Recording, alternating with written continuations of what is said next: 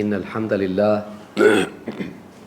نحمده ونستعينه ونستغفره ونعوذ بالله من شرور أنفسنا ومن سيئات أعمالنا من يهده الله فلا مضل له ومن يضلل فلا هادي له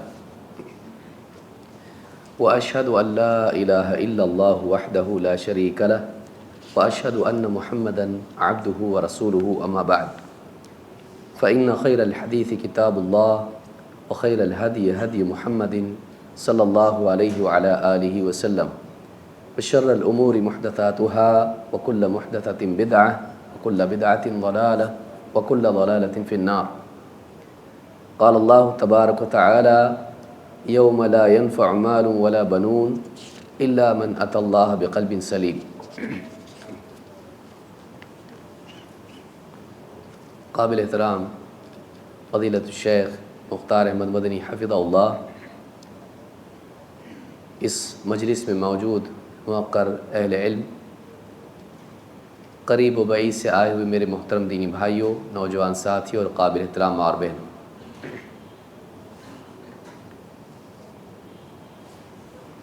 قیامت کے دن انسان کو مال اور اولاد کام نہیں آئے گی۔ دنیا کا جتنا بھی مال اس نے کمایا ہو،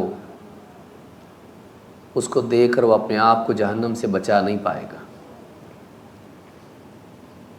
اس کا کنبہ، قبیلہ، اس کے رشتہ دار، اس کی اولاد، اس کے اپنے اس کو بچا نہیں پائیں گے،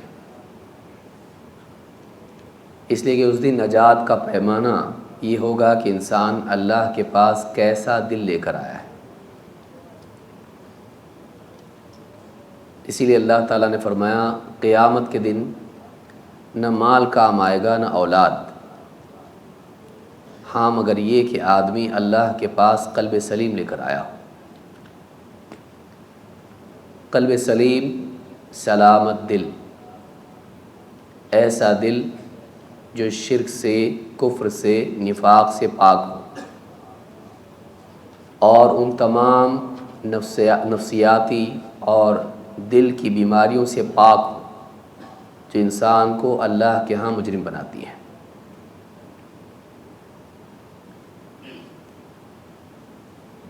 ایک مسلمان کے لیے ضروری ہے کہ وہ اپنی جیب سے زیادہ، اپنی تجوری سے زیادہ اپنے دل کی حفاظت کرے، اس لیے کہ مال کھونے کے بعد واپس مل جاتا ہے، کمایا جا سکتا ہے، لیکن دل کا بگاڑ آخرت میں انسان کے لیے بربادی کا سبب بنے گا۔ بعض اوقات ایک بیماری دل میں پیدا ہو جاتی ہے اور اس کا علاج کرنے کے لیے انسان کو ایک زندگی لگ جاتی ہے۔ کچھ گناہ ایسے ہوتے ہیں کہ جن کا اثر دل پر ایسا طاری ہوتا ہے کہ لاکھ انسان اس کو دھونے کی کوشش کرتا ہے لیکن اس کی کیفیت نکلتی نہیں۔ وہ گناہ ہمیشہ اس کو تنگ کرتا رہتا ہے، کبھی وہ قتل ہوتا ہے، کبھی زنا، کبھی خیانت، کبھی ماں باپ کی نافرمانی، ماں باپ سے بدسلوکی۔ دنیا سے چلے جاتے ہیں، یہ معافی نہیں مانگتا ہے، اور پھر دل میں وہ ہمیشہ ایک سوراخ کی طرح باقی رہتا ہے کہ کاش وہ سامنے ہوتے تو کم سے کم معافی تو مانگ لیتا۔ کبھی کسی پر ظلم کرتا ہے، وہ دنیا سے چلا جاتا ہے اور اس کو احساس ہوتا ہے کہ میں نے غلط کیا، لاکھ کوشش کر کے بھی اس سے وہ معافی نہیں مانگ سکتا ہے، اللہ سے استغفار کرتا ہے، لیکن جس کا دل دکھایا تھا، جس کو تکلیف دی تھی، جس کی بد دعا لی تھی، وہ کروٹوں پہ انسان کو یاد آتی رہتی ہے، دل کا سکون خراب ہو جاتا ہے۔ تو بعض اوقات گناہ نامہ اعمال سے تو ختم ہو جاتا ہے لیکن زندگی سے اس کی تکلیف نہیں نکلتی ہے، دل میں اس کے زخم باقی رہتے ہیں۔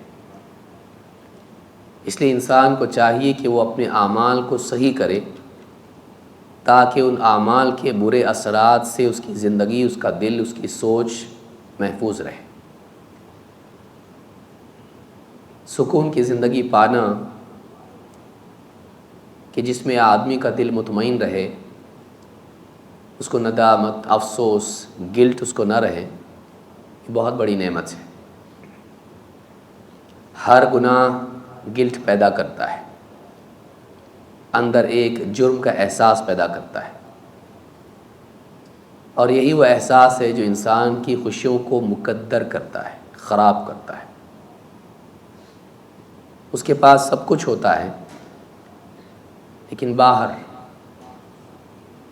اس کے پاس اچھی گاڑی ہوگی، اچھا گھر ہوگا، اچھا جاب ہوگا، بینک بیلنس ہوگا، اچھی گھڑی ہوگی، اچھے جوتے ہوں گے، اچھا چشمہ ہوگا، سب کچھ اچھا ہوگا، لیکن باہر اندر ویران، اندر کھنڈر، اندر جنگل کی طرح انسان کا دل وحشت سے گھبرایا ہوا ہوتا ہے، سکون نہیں ملتا، کسی ایک کروٹ پر چین نہیں آتا۔ یہ کب ہوتا ہے؟ جب انسان کی زندگی میں بگاڑ ہوتا ہے۔ زندگی میں اگر سدھار آ جائے، چیزوں کی قلت کی تکلیف ہوتی ہے، لیکن اس تکلیف کے باوجود انسان کے دل میں سکون ہوتا ہے۔ چیزوں کی قلت، مال کی کمی، بیماریاں، زندگی کے مسائل اس کو تنگ کرتے ہیں، لیکن وہ اس کو ڈسٹرب نہیں کرتے اس طرح کہ وہ بالکل بے سکون ہو جائے۔ وقتی طور پر تکلیف آتی ہے، پریشان ہوتا ہے، ہر آدمی ہوتا ہے، لیکن وہ اپنے مرکز سے ہٹتا نہیں ہے، اس کی زندگی اپنے تنے پر قائم رہتی ہے۔ لہٰذا ایک آدمی کو چاہیے کہ اپنی زندگی میں سدھار لائے اور اپنی جیب سے زیادہ، اپنی تجوری سے زیادہ اپنے دل کی حفاظت کرے، اس لیے کہ اللہ کے سامنے دل کو لے کر پیش ہونا ہے، اور اسی دل کی بنیاد پر اللہ تعالیٰ فیصلہ کرے گا۔ اسی لیے فرمایا یوم لا ينفع مال ولا بنون الا من اتى اللہ بقلب سلیم۔ قیامت کے دن نہ مال کام آئے گا، نہ اولاد، ہاں مگر یہ کہ آدمی اللہ کے ہاں قلب سلیم لے کر حاضر ہو۔ اپنے دل کی حفاظت کرنا یہ بہت ضروری ہے، اور گناہوں کی وجہ سے دل میں سختی پیدا ہوتی ہے،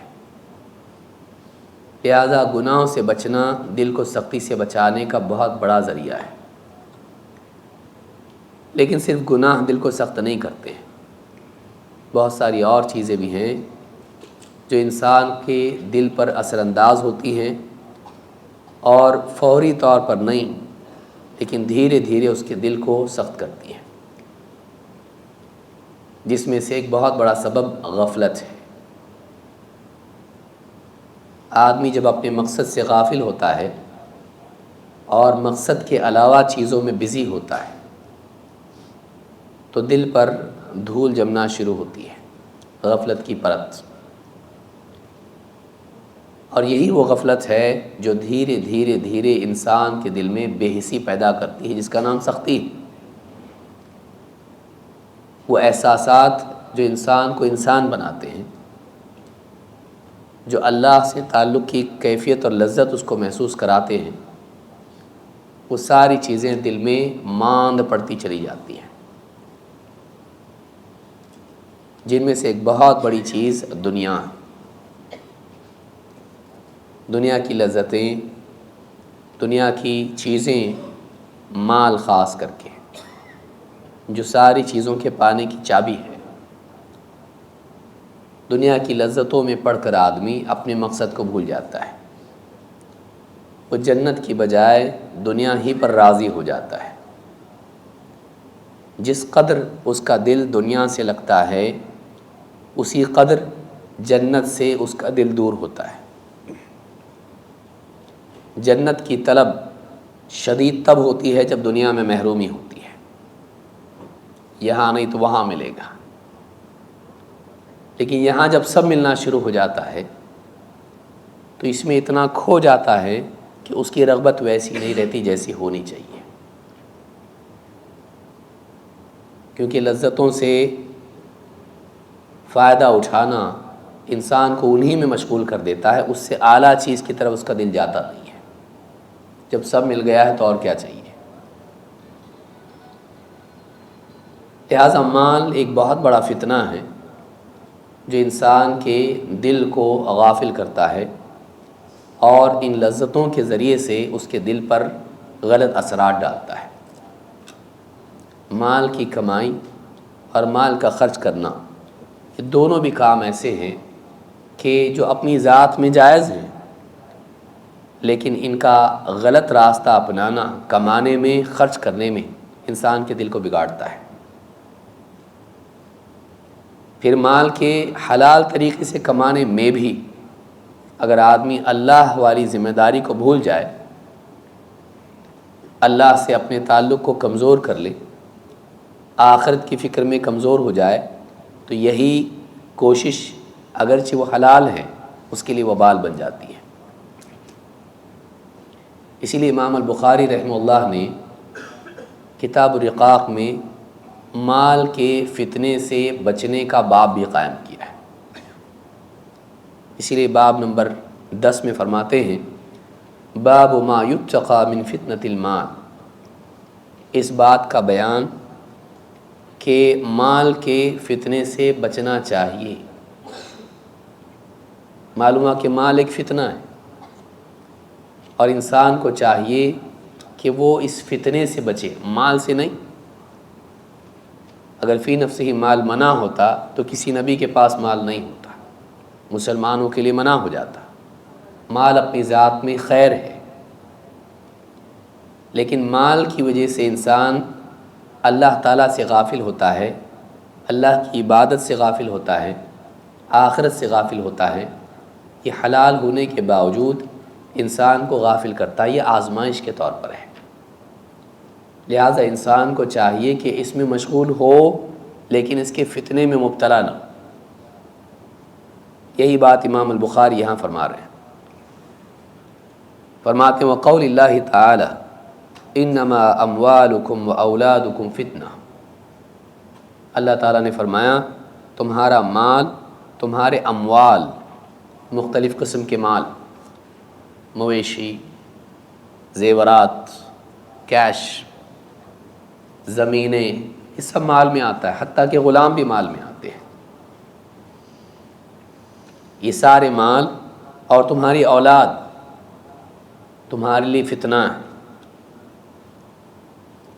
تو یہاں بتایا گیا کہ مال ایک فتنہ ہے اور اولاد بھی فتنہ ہے، لیکن فتنے سے مراد کیا ہے؟ ابن الجوزی رحمہ اللہ فرماتے ہیں فَأَمَّا الْفِتْنَةُ فَالْمُرَادُ بِهَا الْإِبْتِلَاءُ وَالْإِمْتِحَانُ، فتنے سے مراد یہاں آزمائش اور امتحان ہے۔ تمہارا مال، تمہاری اولاد تمہارے لیے فتنہ ہے، امتحان ہے، تمہارا ٹیسٹ ہو رہا ہے، اس میں تم کو آزمایا جا رہا ہے۔ الذی یظہر ما فی النفس من اتباع الہوى او تجنبہ، اس آزمائش کے ذریعے سے معلوم ہوتا ہے کہ کون ہے جو خواہشات کی پیروی کرتا ہے اور کون ہے جو خواہشات کے جال میں پھنسنے سے بچتا ہے۔ اللہ تعالیٰ نے چیزوں کو ایسا پیدا کر دیا دنیا میں جو اپنی طرف کھینچتی ہیں، اور خاص طور سے ان میں لذت کا پہلو ہوتا ہے اور حاجت کا پہلو ہوتا ہے۔ انسان کی ضرورت بھی ہے، بھاگ نہیں سکتا اس سے، اور انسان کو اس میں لذت محسوس ہوتی ہے تو وہ اپنی طرف کھینچتی بھی ہے۔ مال چابی ہے، مال کے ذریعے سے سب کچھ خریدا جا سکتا ہے، ہر قسم کی لذت آدمی حاصل کر سکتا ہے۔ تو اب ہر قسم کی لذت آدمی حاصل کر سکتا ہے، اب یہ امتحان ہے کہ حلال لذتیں حاصل کرتا ہے یا حرام کی طرف بھی جاتا ہے، اور دنیا کی لذتوں میں پڑھ کر دین کی لذت، عبادت کی لذت، آخرت کی طلب کی لذت، اس سے محروم ہوتا ہے یا اس کو اپنی جگہ پر رکھ کر اپنے مقصد پر قائم رہتا ہے۔ جیسے ایک مسافر ہو، سفر میں جا رہا ہے، راستہ ہے، جلدی پہنچنا ہے، کسی کو دوائی پہنچانی ہے، کسی کی ضرورت کے لیے گھر والوں کی طرف پہنچنا ہے، وہ بلا رہے ہیں جلدی آئیے، اب راستے میں باغ کوئی دکھائی دے، کیا وہ آدمی اس باغ میں سائے میں بیٹھنے کے لیے، لذت کے لیے، وہاں کے پھل توڑ کے کھانے کے لیے رکتا ہے؟ نہیں رکتا ہے۔ کیوں؟ کیونکہ ایک دوسری چیز ہے جو اس سے زیادہ امپورٹنٹ ہے۔ اس چیز کی اہمیت اس کو اس لذت سے روک دیتی ہے۔ وہاں پہنچنا ایمرجنسی ہے، بہت جلدی مجھ کو پہنچنا ہے ورنہ نقصان ہو جائے گا۔ اس نقصان کا خوف اس کو اس لذت سے روک دیتا ہے، وہ نہیں رکتا وہاں پہ۔ اسی طرح سے انسان آخرت کے راستے کا مسافر ہے، اس کو جہنم سے بچ کے جنت میں جانا ہے۔ ایک ذمہ داری اللہ کی طرف سے اس پر ڈالی گئی ہے۔ راستے میں اس کو بہت ساری لذت کے سامان دکھائی دیتے ہیں جو اپنی طرف اس کو اٹریکٹ کرتے ہیں۔ امتحان یہ ہے کہ وہ صراط مستقیم پر باقی رہتا ہے یا اس راستے کو چھوڑ کر ان باغوں میں چلا جاتا ہے جو اس کو اس راستے سے دور کرتے ہیں۔ یہ اللہ تعالیٰ نے پیدا کیا ہے لیکن امتحان کے لیے، اسی لیے کہا کہ فَأَمَّا الْفِتْنَةُ فَالْمُرَادُ بِهَا الْإِبْتِلَاءُ الْإِمْتِحَانُ الَّذِي يُظْهِرُ مَا فِي النَّفْسِ مِنْ اتِّبَاعِ الْهَوَىٰ أَوْ تَجَنُّبِهِ، کہ مال فتنہ ہے، اور فتنے سے مراد کیا ہے؟ آزمائش۔ اس آزمائش سے آدمی کے نفس میں کیا ہے، اس کے اندر کیا ہے، یہ ابھر کے سامنے آ جاتا ہے۔ یہ آدمی غریب ہے، بولتا ہے پیسہ آئے گا تو میں مسجد بناؤں گا، پیسہ آئے گا تو میں غریبوں میں کام کروں گا، خدمت کروں گا۔ پیسہ آ جاتا ہے، اب معلوم ہوتا ہے کہ واقعی اپنے ارادوں میں کتنا سچا تھا۔ اب وہ پیسہ ایسی چیزوں میں خرچ کرتا ہے جو لذتیں ہوتی ہیں، بلکہ بعض لذتیں حرام بھی ہوتی ہیں، بعض لذتیں حرام بھی ہوتی ہیں۔ وہ عیش میں، موج مستی میں اس پیسے کو لگاتا ہے، اپنی ساری چاہتیں پوری کرتا ہے، کچھ حصہ نکالتا بھی ہے نام کے لیے، اپنے دل کو تسلی دینے کے لیے، لیکن وہ جو باتیں پہلے کرتا تھا اس میں فیل ہو جاتا ہے۔ تو کسی آدمی کو نہ ملے تو بہت نیک ہوتا ہے، ملنے کے بعد پھر نیک رہے، واقعی نیک ہے۔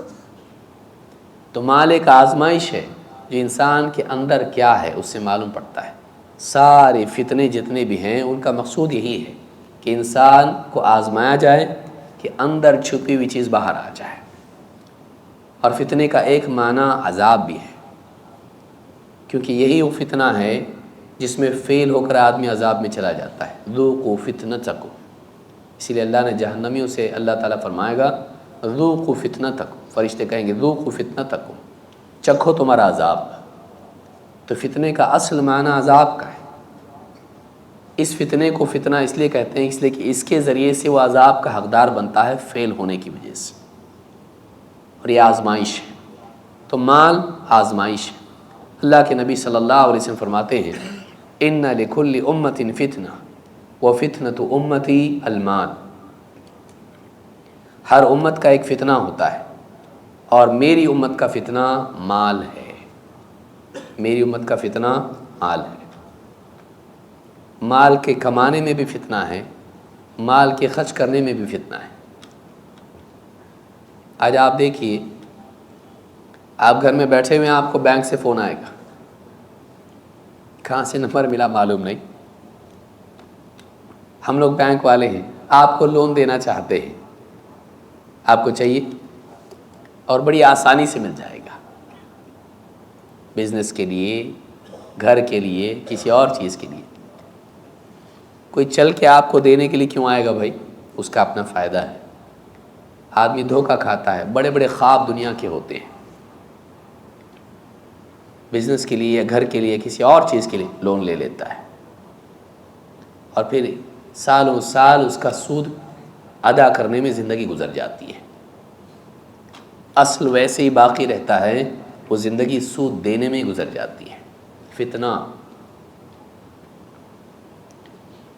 مال کا کمانا بھی فتنہ، جھوٹ، خیانت، غبن، دھوکے بازی، ملاوٹ، کمانے میں، مال حاصل کرنے کے لیے آدمی کتنی غلط کام کرتا ہے، مال بڑھانے کے لیے آدمی کیا نہیں کرتا ہے۔ یہ ساری چیزیں انسان کے لیے آخرت کا نقصان کرنے والی ہیں۔ اسی لیے کہا کہ ان لکل امت فتنہ وفتنۃ امتی المال، ہر امت کا ایک فتنہ ہوتا ہے، میری امت کا فتنہ مال ہے۔ اور آج آپ دیکھیں مال بڑھ گیا ہے، ہر آدمی کے پاس پیسہ ہے، ہر آدمی کے پاس عموماً پیسہ ہوتا ہے، اور عیاشی کے دروازے بھی کھلے ہوئے ہیں۔ کتنے گھر ہیں ہمارے ملکوں میں، وہاں ان کے پاس دوسری چیزوں کے لیے خرچ نہیں ہوگا، لیکن کیبل نیٹ ورک ان کے پاس ہوگا، سلم ایریا ہوگا، ٹین کا گھر ہوگا، لیکن کیبل نیٹ ورک ہوگا، منتھلی برابر اس کے انسٹالمنٹس وہ دیتے رہیں گے۔ آدمی ایسی عیاشی میں خرچ کرتا ہے۔ کتنے لوگ ہیں جو مشورہ دیں گے، یہ قربانیاں آپ لوگ کرتے، بار بار عمرے کو جاتے آپ لوگ، مت جاؤ، پیسے والے نہیں کرنا چاہیے سر، لیکن وہ دن میں 10 پیکٹ سگریٹ کے پیتا ہوگا، کبھی اس پر نہیں سوچتا ہے، یہ حرام خرچ کرتا ہے اور حلال والوں کو روکتا ہے، بلکہ عبادت والوں کو روکتا ہے۔ قربانی مت کرو، اس کی بجائے غریبوں کی مدد کرو، شادیاں کرو لڑکیوں کی، عمرہ مت کرو، اس کی بجائے تم یہ نیکی کرو، غریبوں کو کھلاؤ، صومالیہ میں فلاں جگہ،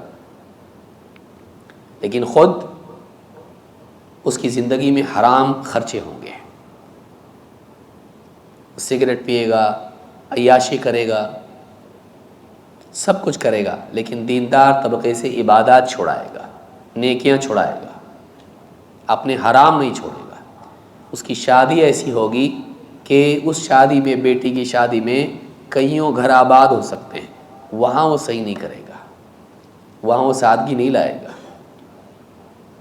لیکن کہے گا کہ اتنی ساری قربانیاں حج میں ہوتی ہیں، سب ویسٹ ہوتا ہے، کیوں جاتے بار بار حج کو، کیوں جاتے بار بار عمرہ کو۔ تو مال فتنہ ہے، آدمی مال غلط خرچ کرتا ہے، یہ قیامت کے دن اس کے اوپر وبال بنے گا۔ نیکی میں خرچ زیادہ بھی ہو غلط نہیں ہے، لیکن گناہوں میں تھوڑا بھی ہو مصیبت ہے۔ گناہ میں 1 درہم بھی آدمی خرچ کر دے، 1 دینار بھی خرچ کر دے، ایسے آدمی کے لیے وہ وبال بنے گا قیامت کے دن۔ اسی لیے 5 سوالوں میں 2 سوال ہیں، مال کہاں سے کمایا، کہاں خرچ کیا۔ اسی طرح سے اس آیت میں کہا گیا کہ اولاد بھی فتنہ ہے۔ امام البخاری جو آیت ذکر کی، جہاں مال فتنہ ہے، اولاد بھی فتنہ ہے۔ اللہ کے نبی صلی اللہ علیہ وسلم فرماتے ہیں ان الولد مبخلۃ مجبنۃ،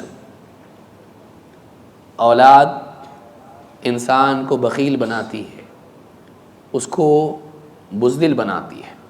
امام ابن ماجہ نے اس کو روایت کیا ہے۔ حاکم کی روایت میں زیادتی ہے مجہلۃ مخزنۃ، مجہلۃ محزنۃ، اس کو جاہل والی حرکتیں، جہالت والی حرکتیں اس سے کرواتی ہے، یا اس کو جاہل باقی رکھتی ہے اور اس کے غم کا ذریعہ بنتی ہے، اس کو دکھی کرتی ہے۔ 4 باتیں یہاں کہی گئی اولاد کے بارے میں۔ آدمی کو کنجوس بناتی ہے، اس کو بزدل بناتی ہے، اس کو جاہل باقی رکھتی ہے، اور اس کو غمگین کرتی ہے۔ اولاد کی وجہ سے علماء نے کہا آدمی بخل کرتا ہے، جہاں واقعی خرچ کرنا ہے نہیں کرتا، اولاد کے کریئر کی وجہ سے، اولاد کی چاہتوں کی وجہ سے، جہاں دینی ذمہ داریاں ہیں وہاں خرچ نہیں کرتا ہے اپنی اولاد کی وجہ سے، بلکہ بہت سارے فرائض بھی ترک کر دیتا ہے، زکوٰۃ میں سے بھی بچا لیتا ہے اولاد کے، اس کی ضرورتوں کی وجہ سے، ایسی ضرورتیں جو واقعی ضرورتیں نہیں ہوتی ہیں۔ ٹیبل ٹینس کھیلنا ہے، اس کے لیے اتنی بڑی فیس ہے، اس کو ومبلڈن میں جانا ہے تو اس کے لیے اتنی بڑی فی ہے، وہ فی ادا کر رہا ہے اور زکوٰۃ نہیں دے رہا ہے، جبکہ اس کی کوئی ضرورت نہیں ہے۔ مجبنۃ، اس کو اولاد بزدل بناتی ہے، اولاد کی وجہ سے وہ بہت سارے وہ کام نہیں کرتا جس کا تقاضا دین اس سے کرتا ہے۔ اولاد کی وجہ سے بعض اوقات انسان کو صبر کر کے رہ جانا پڑتا ہے کہ اولاد کو نقصان ہو سکتا ہے، اس کا کریئر خراب ہو سکتا ہے، اس کو بزدل بناتی ہے، حق بات بولنے سے اس کو روک دیتی ہے۔ کتنے بیٹی کے باپ ہیں نکاح میں آپ دیکھیے حق بات نہیں بول پاتے، یہ بدعت ہے، نہیں بولتے، کیونکہ بیٹی کے سسرال والوں کا معاملہ ہے، لڑکے والے چاہتے ہیں کہ بینڈ ہو، میوزک ہو اور ساری خرافات ہوں، بول دوں گا بچی کا خراب ہوگا۔ اگر حق بات بول دوں کہ یہ جائز نہیں ہے تو بچی کی زندگی خراب ہو جائے گی، بزدل بن جاتا آدمی اولاد کی وجہ سے۔ مجہالت، انسان جہالت کی حرکت کرتا ہے یا جاہل باقی رہتا ہے۔ علماء نے کہا اس سے مراد یہ ہے بہت ساری صورتوں میں آدمی دینی مجالس میں بھی نہیں آتا ہے، دین حاصل نہیں کر پاتا ہے اولاد کی وجہ سے، اس کے لیے اوور ٹائم کر رہا ہے، اس کی وجہ سے کما رہا ہے، پیسہ زیادہ چاہیے، اولاد کے خرچے اتنے زیادہ ہیں، ان خرچوں کے ادا کرنے کے لیے وہ دینی مجالس کو چھوڑ دیتا ہے، علم دین سے محروم ہی رہ جاتا ہے۔ آج آپ دیکھیں کتنے لوگ ہیں جو جاب کی وجہ سے دینی مجالس میں نہیں آتے، یا تو اوور ٹائم کرنے کی وجہ سے، یا پھر وہ جاب ان سے اتنا چوس لیتا ہے کہ پھر دینی مجالس میں آنے کی طاقت باقی نہیں رہتی۔ بعض اوقات مینٹل ورک اتنا زیادہ اس میں ہوتا ہے کہ پھر یہاں کے دماغ چلانے کے لیے دماغ میں انرجی باقی نہیں رہتی ہے، آدمی اتنا تھک جاتا ہے کہ دینی مجالس میں نہیں آتا۔ کس کے لیے کر رہا ہے یہ؟ اولاد کے لیے۔ بیٹی کی شادی کرنی ہے، دہیج جمع کرنا ہے، جبکہ یہ خود اپنی ذات میں غلط چیز ہے۔ بیٹے کا کریئر ہے، اس کے لیے اوور ٹائم کرنا ہے اس لیے کہ اس کی فی بہت زیادہ ہے۔ ان کے دنیا کا مستقبل بنانے کے لیے اپنی آخرت والا مستقبل خراب کرتا ہے، ان کا منی فیوچر بنانے کے لیے اپنا مین فیوچر خراب کرتا ہے۔ مجہلت، اور جاہل کا جاہل رہ جاتا ہے۔ بعض اوقات اس کو غسل کے مسائل بھی معلوم نہیں ہوتے، بیٹھا ہی نہیں مجلس میں، اور اپنے گمان میں سمجھ رہا ہوتا ہے کہ مجھ کو آتا ہے۔ جس کو نہیں آتا ہے اس کو زیادہ لگتا ہے مجھ کو آتا ہے، اور جس کو آتا ہے اس کو زیادہ لگتا ہے کہ مجھ کو نہیں آتا ہے۔ علم کا زوال یا علم کی کمی اوور کانفیڈنس پیدا کرتی ہے۔ علم کی قلت سے انسان کے اندر کانفیڈنس زیادہ پیدا ہوتا ہے، اور کچھ بھی نہیں ہے، یہ دو چار چیزیں بس اتنا کافی ہے۔ جتنا علم بڑھتا جاتا ہے، جتنے اصول انسان کو معلوم ہوتے ہیں، جتنے تنوعات اس کو معلوم ہوتے ہیں، علماء کے اختلافات معلوم ہوتے ہیں، چاہے وہ لغت کے اعتبار سے ہو، ناسخ منسوخ کے اعتبار سے ہو، جتنا اس کا علم بڑھتا چلا جاتا ہے اس کو محسوس ہوتا ہے کہ اتنا آسان نہیں ہے، اس کو اپنی لا علمی کا احساس ہونے لگتا ہے۔ فرشتوں نے بھی کیا کہا تھا؟ سبحانک لا علم لنا الا ما علمتنا،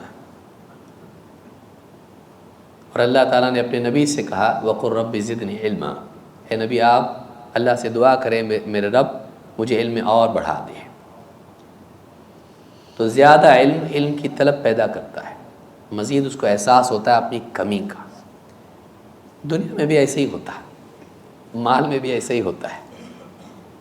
اس لیے حدیث میں ہے منہومان لا یشبعان، طالب علم و طالب دنیا۔ دو حریص ہیں، اس کو یاد رکھیے، دو حریص ہیں، منہومان لا یشبعان، یہ کبھی سیر نہیں ہوتی، ان کا پیٹ کبھی نہیں بھرتا، ان کا دل کبھی نہیں بھرتا۔ طالب علم و طالب دنیا، ایک علم کا طلبگار اور دوسرا دنیا کا طالب۔ ایک جس کو علم کی طلب ہو اس کا دل کبھی نہیں بھرتا، وہ ہر قدم پر آگے بڑھنے کی سوچتا رہتا، اور ایسی دنیا دار کا بھی حال ہوتا ہے۔ اب دیکھیے آدمی سوچتا ہے میرے پاس 5 لاکھ ہوتے تو کتنا اچھا ہوتا ہے، جب 5 آ جاتے تو صرف تھا اس میں سے 4 سنبھال کے رکھتا ہوں، اور 4 ہو تو کتنا اچھا ہے، 5 الگ سے استعمال کے لیے رکھوں گا، یہ بیلنس ایمرجنسی کے لیے۔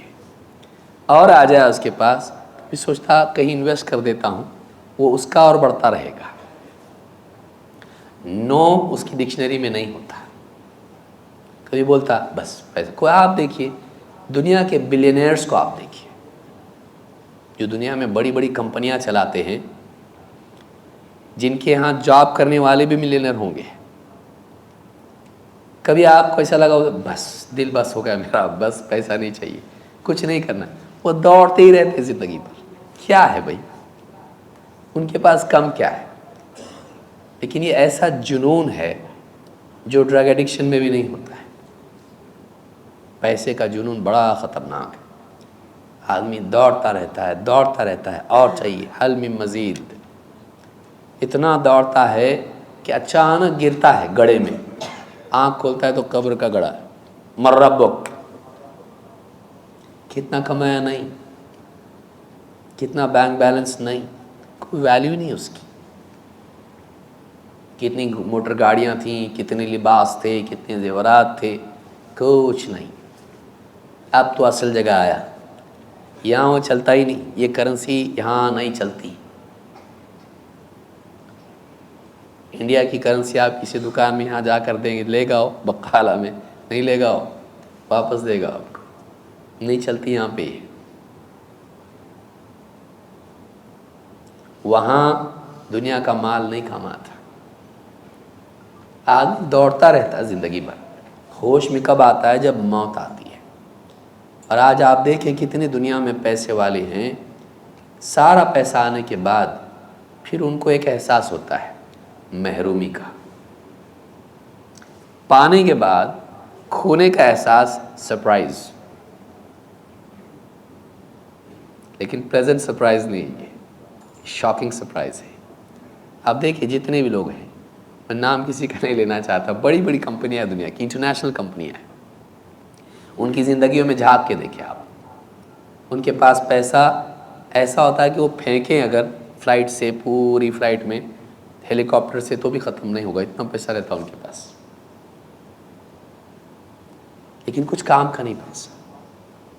وہ پیسہ ان کو سکون نہیں دیتا ہے، سب پانے کے بعد پھر محرومی کا احساس ہوتا ہے، ایک ویکیوم ہوتا ہے جو فل نہیں ہوتا ہے، میرے اپنے میرے پاس نہیں، فیملی لائف نہیں، جو بھی میرے سے ملتا ہے چاپلوسی کرتا ہے، پیسے کے لیے ملتا ہے، سچا دوست میرا دنیا میں نہیں، ہر ایک کو شک کی نگاہ سے دیکھتا ہے، ضرورت کی وجہ سے تو نہیں آیا، دنیا میں کہیں جا نہیں سکتا، وہ اتنا فیمس، اتنا پیسے والا ہے، ہر آدمی اس کو لوٹنے کے لیے تیار، غنڈوں کے فون آتے اس کو، مافیا کے، اتنا دو، جان کا خطرہ ہمیشہ رہتا ہے، سب مل کے بھی انسان کی زندگی سکون والی نہیں رہتی۔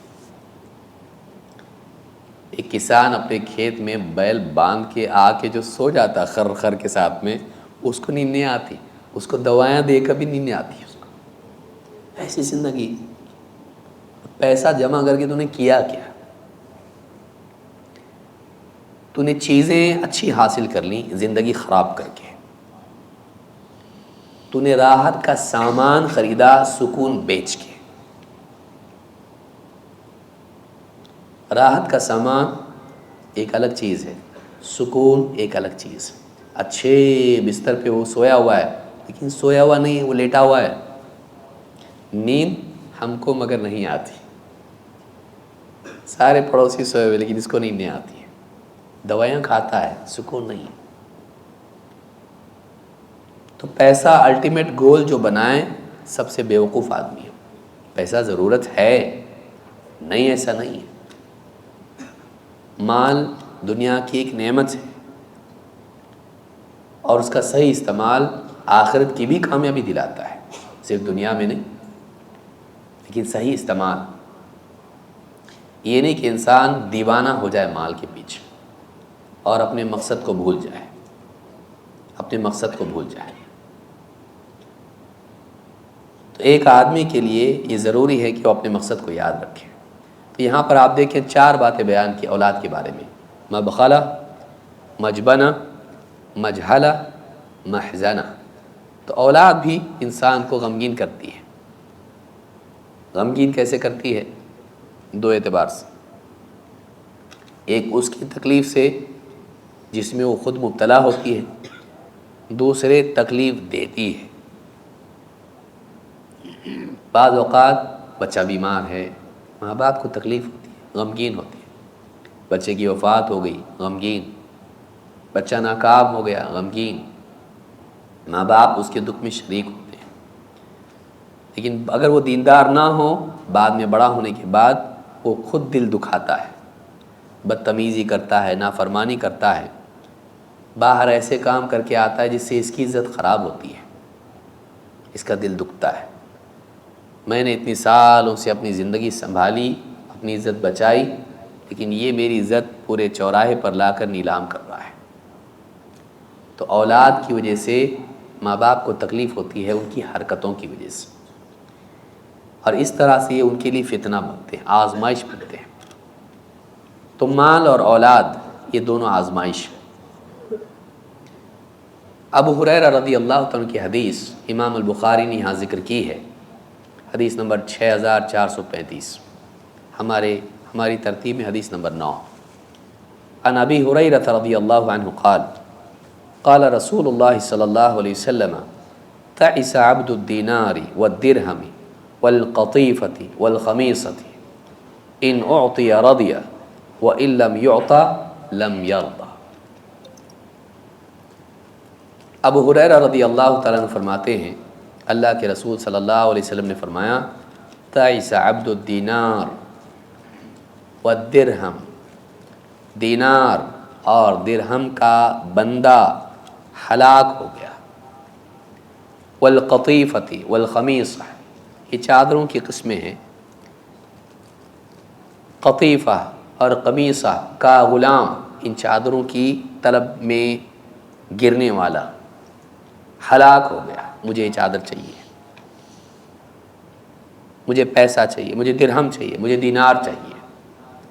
تعس عبد الدینار والدرہم والقطیفۃ والخمیصہ ان اعطی رضی وان لم یعط سخط، اگر اس کو دیا جائے خوش ہو جاتا ہے، راضی ہو جاتا ہے، اور اگر نہ ملے، نہ دیا جائے، ناراض ہو جاتا ہے۔ یہاں پر ایک خاص بات یہ ہے، دو باتیں یہاں پر ہیں۔ ایک، دینار اور درہم کا بندہ اس کو قرار دیا گیا اور اس کے لیے ہلاکت کا وعدہ اور وعید کی گئی، برباد ہو گیا وہ۔ تعیسہ کا مطلب ہوتا ہے گرنا، ٹھوکر کھا کے گرنا، سٹمبل۔ لیکن علماء کہتے ہیں دنیا میں غلطی کر کے گرا، آخرت میں جہنم میں گرے گا، تو یہ وعید ہے اس کے لیے عذاب کی۔ ہلاک و برباد ہو گیا دینار اور درہم کا بندہ، چادروں والا بندہ کہ چادروں کی بھیک مانگتا ہے، اتنا بھی مل جائے تو خوش، چاہیے، اگر دیا جائے خوش ہوتا ہے، نہ ملے ناراض ہو جاتا ہے۔ یہاں پر یہ دونوں باتیں بیان کی گئی۔ ایک خاص بات یہاں پر یہ ہے کہ اس کو بندہ کہا گیا۔ علماء اس باب میں کہتے ہیں، علامہ طیبی رحمہ اللہ فرماتے ہیں، قیل خص العبد بالذکر لیؤذن بانغماسہ فی محبت الدنیا وشہواتہا کالاسیر الذی لا یجد خلاصا۔ بندہ اس کو قرار دیا گیا، درہم و دینار کا بندہ، غلام، اتنا خواہش پرست انسان بن جائے گویا کہ وہ مال و دولت کا غلام بن کے رہ جائے، غلام جو قیدی ہوتا ہے، آزاد نہیں ہو سکتا اس سے، وہ اپنے دل کو اس سے چھڑا نہیں سکتا، اتنا اس سے چمٹا ہوا ہے وہ کہ وہ جو بھی حکم دے اس کو مانتا ہے۔ غلام کس کو کہتے ہیں؟ غلام کا کام کیا ہوتا ہے؟ نمبر ایک، وہ آزاد نہیں ہو سکتا، وہ فری نہیں ہے، آزاد نہیں وہ غلام۔ اور غلام کیا کرتا ہے؟ جو آقا کا حکم ہو اس کے تابع ہوتا ہے، جو حکم میرے آقا، تو پیسہ اس کو جو کروانا چاہے کرتا ہے، اس کی حرکات و سکنات مال کے تابع ہوتی ہیں، رب العالمین کے حکم کے نہیں۔ مال اس کو جیسا چاہے بنا دیتا ہے، جس جگہ جیسا جا کے بننا ہے وہ کیموفلاج کرتا ہے اس کو، وہ ویسا بن جاتا ہے۔ کسی کی چاپلوسی کرے گا، کہیں جائے گا ان کے حق میں ان کی طرح بولے گا، ہوتا ہے نا بعض اوقات، جہاں جائے گا جیسا دیس ویسا بھیس، پیسوں کی وجہ سے۔ بزنس میں ویسی بات کرے گا، جھوٹ بات کرے گا، حق بات نہیں بولے گا، جھوٹ بولے گا، ملاوٹ کرے گا، پیسے کی وجہ سے ہر وہ کام کرے گا جس سے اس کو پیسہ مل جائے، گرتا چلا جائے گا ذلت کے گڑھے میں، چل جائے گا میں تو غلامی ہوں بھائی، میرا مالک پیسہ ہے، پیسہ مجھ کو جہاں سے پکارے۔ آپ دیکھیے اگر مجمع کھڑا ہوا ہو، بھیڑ ہو، اس میں $1 کے گرنے کی آواز آئے، کیسے چونکتے سب لوگ؟ میرا تو نہیں گرا، آدمی چونک جاتا ہے۔ ایک سکہ اگر گر جائے اس کی آواز اتنی سریلی ہے کہ ہر انسان کے کان فوراً میرا فون تو نہیں آیا ایسا ہوتا، کہ وہ آواز اتنی پیسہ ہے۔ بلکہ بعض ملکوں میں لوگ پیسہ اٹھا کے اس کو چومتے ہیں، اس کو معبود بنایا ہے لوگوں نے، لکشمی ہے۔ ہمارے ملکوں میں آپ دیکھیے، ہمارے گھروں میں اس طرح کی چیزیں آ جاتی ہیں بعض اوقات کہ پیسہ گرا اس پہ پاؤ دیا تو پیسے پہ پاؤ نہیں دینا بولتے، پیسے پہ پاؤ نہیں دینا، اس کو گویا کہ معبود بنا رکھا ہے۔ اس کے لیے آدمی سب کچھ کرنے کے لیے تیار ہو، اپنے دین کو، ایمان کو بیچنے کے لیے تیار ہو۔ اس لیے بعد کے دور میں اللہ کے نبی صلی اللہ علیہ وسلم نے فرمایا یبیع دینہ بعرض من الدنیا، ایسا دور آئے گا کہ آدمی صبح کو مومن ہوگا، شام کو کافر، شام کو مومن ہوگا، صبح کو کافر، یبیع دینہ بعرض من الدنیا، دنیا کی تھوڑی سی متاع کے بدلے اپنے دین کو بیچ دے گا، اپنے اصولوں کو بیچ دے گا۔ کتنے لوگ ہیں جیسا کمپنی بولے گی ہم کریں گے، کیونکہ جاب ہے، صحیح تو صحیح، غلط تو غلط، غلط کو صحیح بولنا ہے ٹھیک ہے، صحیح کو غلط بولنا ہے ٹھیک ہے، کمپنی کی پالیسی ہے بھائی، کمپنی کی پالیسی۔ کمپنی کون ہے؟ ماں باپ ہیں؟ نہیں، وہاں سے پیسہ ملتا ہے، صحیح غلط کی تمیز ختم کر دیتا آدمی، حلال حرام کی تمیز ختم کر دیتا آدمی۔ دکاندار ہے، اس کا مالک ہے، جو بولے وہ کرتا ہے، جھوٹ بولتا ہے، چوری کرتا ہے، دھوکہ دیتا ہے، ملاوٹ کرتا ہے پیسے کے لیے۔ ہلک عبد الدینار وعبد الدرہم، ہلاک ہو گیا دینار کا بندہ، درہم کا بندہ، اور خمیصہ اور قطیفہ کا بندہ۔ اور اس کا حال کیا ہے؟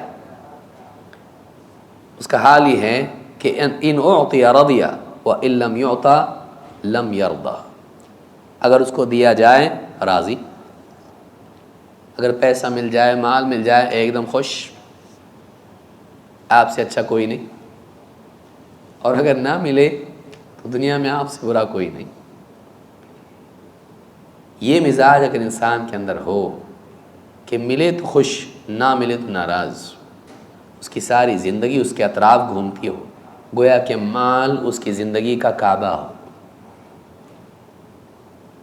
اسی کا طواف کرتا ہو، اسی کا مأوا و ملجا و مرکز، اس کی زندگی کا سینٹر آف اٹینشن ہو، ہر چیز میں وہ مال پہلے اس کے دماغ میں آتا ہے۔ اگر ایسا ہے تو یہ آدمی ہلاکت کے راستے پر ہے۔ ہماری زندگی میں سینٹر آف اٹینشن کون ہونا چاہیے؟ قل ان صلاتی ونسکی ومحیای ومماتی للہ رب العالمین لا شریک لہ وبذلک امرت وانا اول المسلمین۔ اے نبی آپ کہیے میری نماز، میری قربانی، میرا جینا، میرا مرنا اللہ رب العالمین کے لیے ہے، سب کچھ میرا اللہ کے لیے ہے، میرے حرکات و سکنات، میرا بولنا، میرا سننا، میرا چلنا، میرا رکنا، میرا جو بھی ایکٹیویٹی میری ہے، اس میں ہر چیز میں مقصود یہ ہے کہ میں اللہ سے قریب ہوں، اللہ کو راضی کروں، لا شریک لہ، اس کا کوئی شریک نہیں، وبذلک امرت، مجھے اسی کا حکم دیا گیا ہے، وانا اول المسلمین، اور میں پہلا فرما بردار ہوں اس کا، میں مان کے چلتا ہوں اس کو کہ مجھ کو ایسا ہی جینا چاہیے۔ انی وجہت وجہی للذی فطر السماوات والارض حنیفا، میں نے اپنے چہرے کو ذات کی طرف کر لیا جس نے آسمان و زمین کو عدم سے وجود بخشا، نہیں تھے بنایا، حنیفاً، میں سب سے اپنے آپ کو پھیر کے اس کی طرف متوجہ ہو گیا، باطل معبودوں سے اپنے چہرے کو پھیر کے اللہ کی طرف، غلط راستوں سے اپنے آپ کو پھیر کے اللہ والی راہ کی طرف، صراط مستقیم کی طرف۔ حنیف اس کو کہتے ہیں جو ہر باطل معبود سے اپنے آپ کو مائل کرے اللہ کی طرف، اپنے آپ کو ہمیشہ اللہ کی طرف آدمی رکھے، اپنا چہرہ، اپنی توجہ، اپنی چاہتیں ساری اللہ کے ساتھ وہ مربوط رکھے۔ لیکن بعض اوقات ہوتا یہ ہے کہ جب دیکھتا ہے کہ پیسہ ہے تو سب کچھ ہے، سیلوٹ ملتا ہے پیسے سے، جہاں بھی جاؤ سلام کرتے ہیں، لوگ کھڑے ہو جاتے ہیں، کرسی دیتے ہیں، پیسہ ہے تو سب کچھ ہے، پیسہ بولتا ہے، پیسہ بڑھاؤ تو جن کے کام نہیں ہوتے ان کے بھی ہوتے ہیں، فائل بھی آگے جاتی، کیس بھی حل ہو جاتے ہیں، بہت کچھ ہوتا ہے۔ پیسے سے کس کو نہیں خرید سکتے، جج کو بھی خرید سکتے، وکیل تو بہت دور کی بات ہے۔ پیسہ ہے تو بہت کچھ ہے۔ اس پیسے کی دوڑ میں انسان اپنی منزل کو کھو دیتا ہے، پیسے کے پیچھے بھاگتے بھاگتے بھاگتے بھاگتے اپنی اصل منزل سے دور نکل جاتا ہے، وہ اللہ سے دور جاتا ہے۔ پیسہ کچھ نہیں کر سکتا ہے۔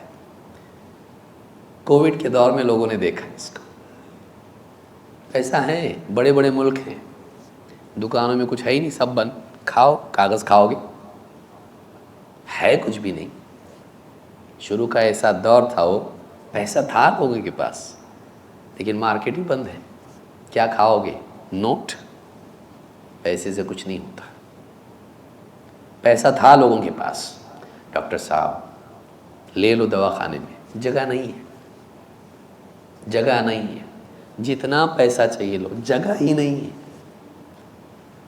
آکسیجن کے لیے آکسیجن کا سلنڈر ہی نہیں، کتنے لوگ ہیں مالدار لوگ، دواخانوں میں گئے، ساری طاقت لگا دیے، کچھ نہیں ہو سکا، ہے ہی نہیں جگہ، تو کریں گے کیا؟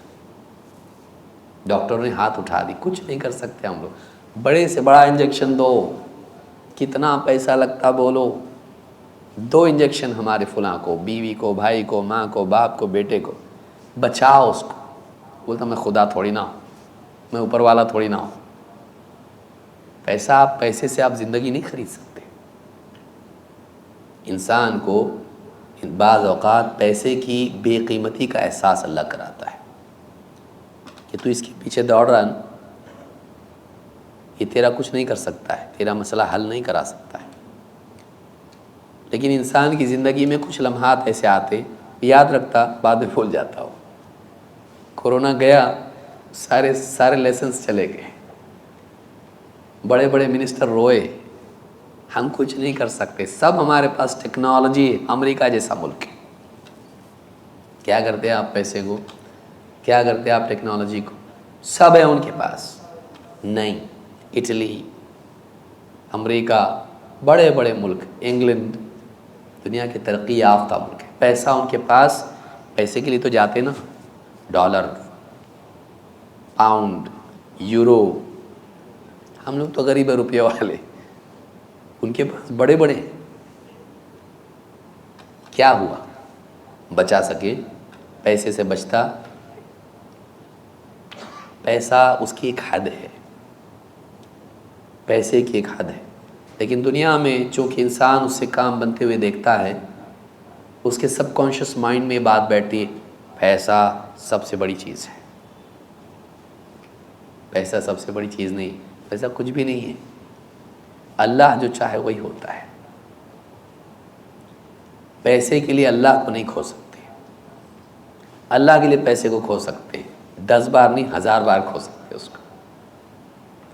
اللہ کو کھویا نہیں جاتا ہے، دین کو چھوڑا نہیں جاتا ہے، دین کو چھوڑا نہیں جاتا ہے۔ لیکن آج ہم ایسے دور میں ہیں کہ آدمی چھوٹی چھوٹی چیز کی وجہ سے اپنے دین کو برباد کر رہا ہے، یہ پیسہ ہے۔ تو کہا کہ برباد ہو گیا دینار و درہم کا، قطیفہ اور خمیصہ کا بندہ کہ اگر اس کو دیا جائے تو راضی اور نہ ملے تو ناراض۔ ابن الملقن رحمہ اللہ کہتے ہیں، ای ان طلب ذلك قد استعبده، وصار عمله كله في طلبها كالعبادة لهما، کہ پیسے نے، درہم و دینار نے اس کو گویا کہ اپنا بندہ بنا لیا، کہ اس کی سارا عمل پیسے کی طلب ہی میں ہے، کچھ بھی کر کے پیسہ مل جائے گویا کہ وہ عبادت بن گیا اس کے لیے۔ آپ دیکھیں کئی لوگوں کے لیے ان کا کریئر عبادت کی طرح ہوتا ہے، بھائی کریئر ہے میرا، کریئر کے لیے اتنا ان کے پاس اہتمام ہوتا ہے جتنا نماز کے لیے نہیں ہوگا، جتنا نماز کے لیے نہیں ہوگا۔ کریئر ان کے پاس بہت بڑا، اتنی پلاننگ ان کی زندگی میں ہوتی ہے۔ کریئر کو آنچ نہیں آنا چاہیے کریئر کے اوپر، نماز برباد ہوئی چلے گا، دین خراب ہوا چلے گا۔ مولوی صاحب وہ کمپنی میں جاب مل رہا ہے، ماشاءاللہ بہت اچھی بات ہے، لیکن وہ لوگ بول رہے ہیں داڑھی کاٹ کے آنا پڑے گا، تو آپ کا کیا کہنا ہے؟ اور جاب بڑی مشکل سے ملتا ہے، تو آدھا فتویٰ تو آپ ہی دے رہے ہو، سکہ ہم سے لگوانے آ رہے ہو، یعنی ہمارے سر پہ پوٹلی رکھنے کے لیے آ رہے آپ۔ کرنا تو آپ کو وہی ہے، لیکن آپ بے عزت نہیں ہونا چاہتے ہو، اپنی عزت بچانے کے لیے ہم سے پوچھ رہے ہو، تاکہ کوئی اگر بولے کیا نے داڑھی کاٹا تو مولوی صاحب سے پوچھ کے کاٹا ہوگا، تو گلے میں ان کے ڈالنا ہے۔ واقعی فتویٰ پوچھنے کے لیے پہلے سے تجھ کو معلوم ہے نہیں کرنا چاہیے، لیکن پوچھ کیوں رہا ہے؟ تاکہ مولوی صاحب کا نام، ان کا سٹیمپ تیری عزت بچانے کا ذریعہ بنے۔ تو بعض اوقات انسان جاب اتنا اہم ہوتا ہے، داڑھی کاٹنے کے لیے کیا اور بھی بہت کچھ چھوڑنے کے لیے تیار ہو جاتا ہے۔ تو یہ کیا ہے؟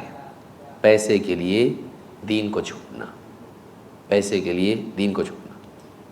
گھر کے بڑے بوڑھے بھی کہتے ہیں ارے ابھی کر لے، بعد میں ریٹائرڈ ہوگا تو داڑھی رکھنا۔ تیرے دادا نے دیکھ بعد میں رکھے نا، دادا نے بھی ریٹائرڈ ہونے کے بعد رکھے ہوئے، تو دادا کے نقش قدم پر چل، نبی کے نقش قدم پر چل کے کیا فائدہ؟ ہاں، دادا گویا کہ جنت میں جا رہے تو تجھ کو بھی ہاتھ پکڑ کے لے جائیں گے۔ دنیا کے لیے آدمی دین کے معاملات میں ایسے کمپرومائز کرتا ہے جو محرم ہوتے ہیں۔ پھر بعض ایسے لوگ بھی مل جاتے ہیں، داڑھی قرآن میں تھوڑی ہے، داڑھی کا حکم قرآن میں ہے کیا؟ اتنا امپورٹنٹ ہوتا تو قرآن میں ہوتا نا۔ جنازے کو غسل تجھ کو نہیں دیں گے ہم، پھر تم مرے گا نا تو داڑھی کاٹ لے، کیونکہ قرآن میں نہیں ہے نا داڑھی رکھنا چاہیے، داڑھی کا ذکر تو ہے کم سے کم، لا تأخذ بلحیتی ولا براسی، داڑھی کا ذکر کم سے کم ہے، لیکن مردے کو نہلانے کا تو ہے ہی نہیں۔ تو جب مرے گا چونکہ قرآن میں نہیں ہے، بغیر غسل کے ہی تجھ کو دفن کریں گے، چلے گا؟ نہیں چلے گا۔ تو بعض اوقات آدمی کہیں نہ کہیں سے کچھ نہ کچھ ڈھونڈ کے لاتا ہے، یہ کیوں ہو رہا ہے ایسا؟ اس لیے کہ اس کو یہ چاہیے ہی، اس کو دین چھوڑنے کے لیے تیار ہے، دین کے اعمال چھوڑنے کے لیے تیار ہے، لیکن پیسہ جاب چھوڑنے کے لیے تیار نہیں۔ تو بعض اوقات اور اس سے آگے آدمی گزر جاتا ہے، اس سے آگے بھی بعض اوقات انسان گزر جاتا ہے، تو گویا کہ وہ غلام ہو جاتا ہے، اس کو اپنا مالک بنا لیتا ہے پیسے کو۔ اس حدیث سے بات معلوم ہوتی ہے کہ انسان کی اگر یہ حالت ہو جائے کہ ملنے پر وہ خوش ہو، نہ ملے تو ناراض ہو جائے اللہ سے۔ بعض اوقات کیا ہوتا ہے، آدمی اپلائی کر رہا ہے، کوشش کر رہا ہے، نہیں مل رہا اس کو۔ اگر دنیا ملے الحمدللہ، گھر بڑا جاب ملا، بڑی ڈیل پاس ہوگی تو گھر بھی خریدا، گھر پہ لے گا، کیا یہ ھذا من فضل ربی، وہ پہلے آئے گا ہمارے پاس، یہ میرے رب کے فضل کا نتیجہ ہے۔ اور اگر نہ ملے تو ایک کے بعد ایک ڈیل فیل ہو رہی ہے، ایک کے بعد انٹرویو میں فیل ہو رہا ہے، اللہ سے شکایت کرتا، میں سب نماز پڑھتا، دین پہ چلتا، اللہ کیوں جاب نہیں دے رہا مجھ کو؟ اللہ سے ناراض ہوتا ہے۔ اگر ملے تو ایک دم خوش، اللہ سے اچھا کوئی نہیں، اور اگر نہ ملے تو اللہ ایسا کیوں کر رہا؟ اللہ سے ناراض ہوتا ہے۔ تو ناراض اور خوش ہونا پیسے کی بنیاد پر اگر آدمی کا ہو تو گویا اس نے اس کو مالک بنا لیا، اس کے سب سے بڑی مطلوب وہ ہے۔ تو یہاں اس بات کی مذمت ہے کہ انسان کو ایسا نہیں بننا چاہیے۔ مال کا فتنہ یہ بھی ہے، ایک تو یہ کہ ملا تو خوش، نہ ملے تو ناخوش، دوسرا اور نہ ملنے کی وجہ سے بعض اوقات انسان کفر کی طرف بھی چلا جاتا ہے، ایسے کلمات زبان سے نکالتا ہے جس سے اسلام سے ہی خارج ہو جاتا ہے۔ کیا اللہ کے پاس کمی ہے؟ کیا اللہ کیوں نہیں دے رہا؟ یہ ظلم ہے، نعوذ باللہ۔ اس طرح کی باتیں آدمی کرتا ہے، اسلام سے نکل جاتا ہے۔ دوسرا فتنہ یہ ہے کہ انسان کا دل کبھی بھرتا نہیں، جیب بھر جاتی لیکن دل نہیں بھرتا، تجوری بھر جاتی لیکن دل نہیں بھرتا، اس کے لیے اور ایک تجوری خریدنے کو دل کرتا کہ اور آئے تاکہ اس پہ بھی رکھے ایکسٹرا۔ اور یہی کیفیت حدیث میں بتائی گئی ہے۔ اللہ کے نبی صلی اللہ علیہ وسلم کی روایت کی حدیث ہے، عن ابن عباس ابن سہل عن عباس ابن سہل ابن سعد قال سمعت ابن الزبیر علی المنبر بمکہ فی خطبته یقول، عباس ابن سہل ابن سعد کہتے ہیں کہ میں نے عبداللہ ابن زبیر رضی اللہ تعالیٰ عنہ کو مکہ میں منبر پر خطبے میں یہ کہتے سنا، یقول یا ایھا الناس، اے لوگو، ان النبی صلی اللہ علیہ وسلم کان یقول، اللہ کے نبی صلی اللہ علیہ وسلم یوں فرماتے تھے، لو ان ابن آدم اعطی وادیا ملءا من ذہب احب الیہ ثانیا،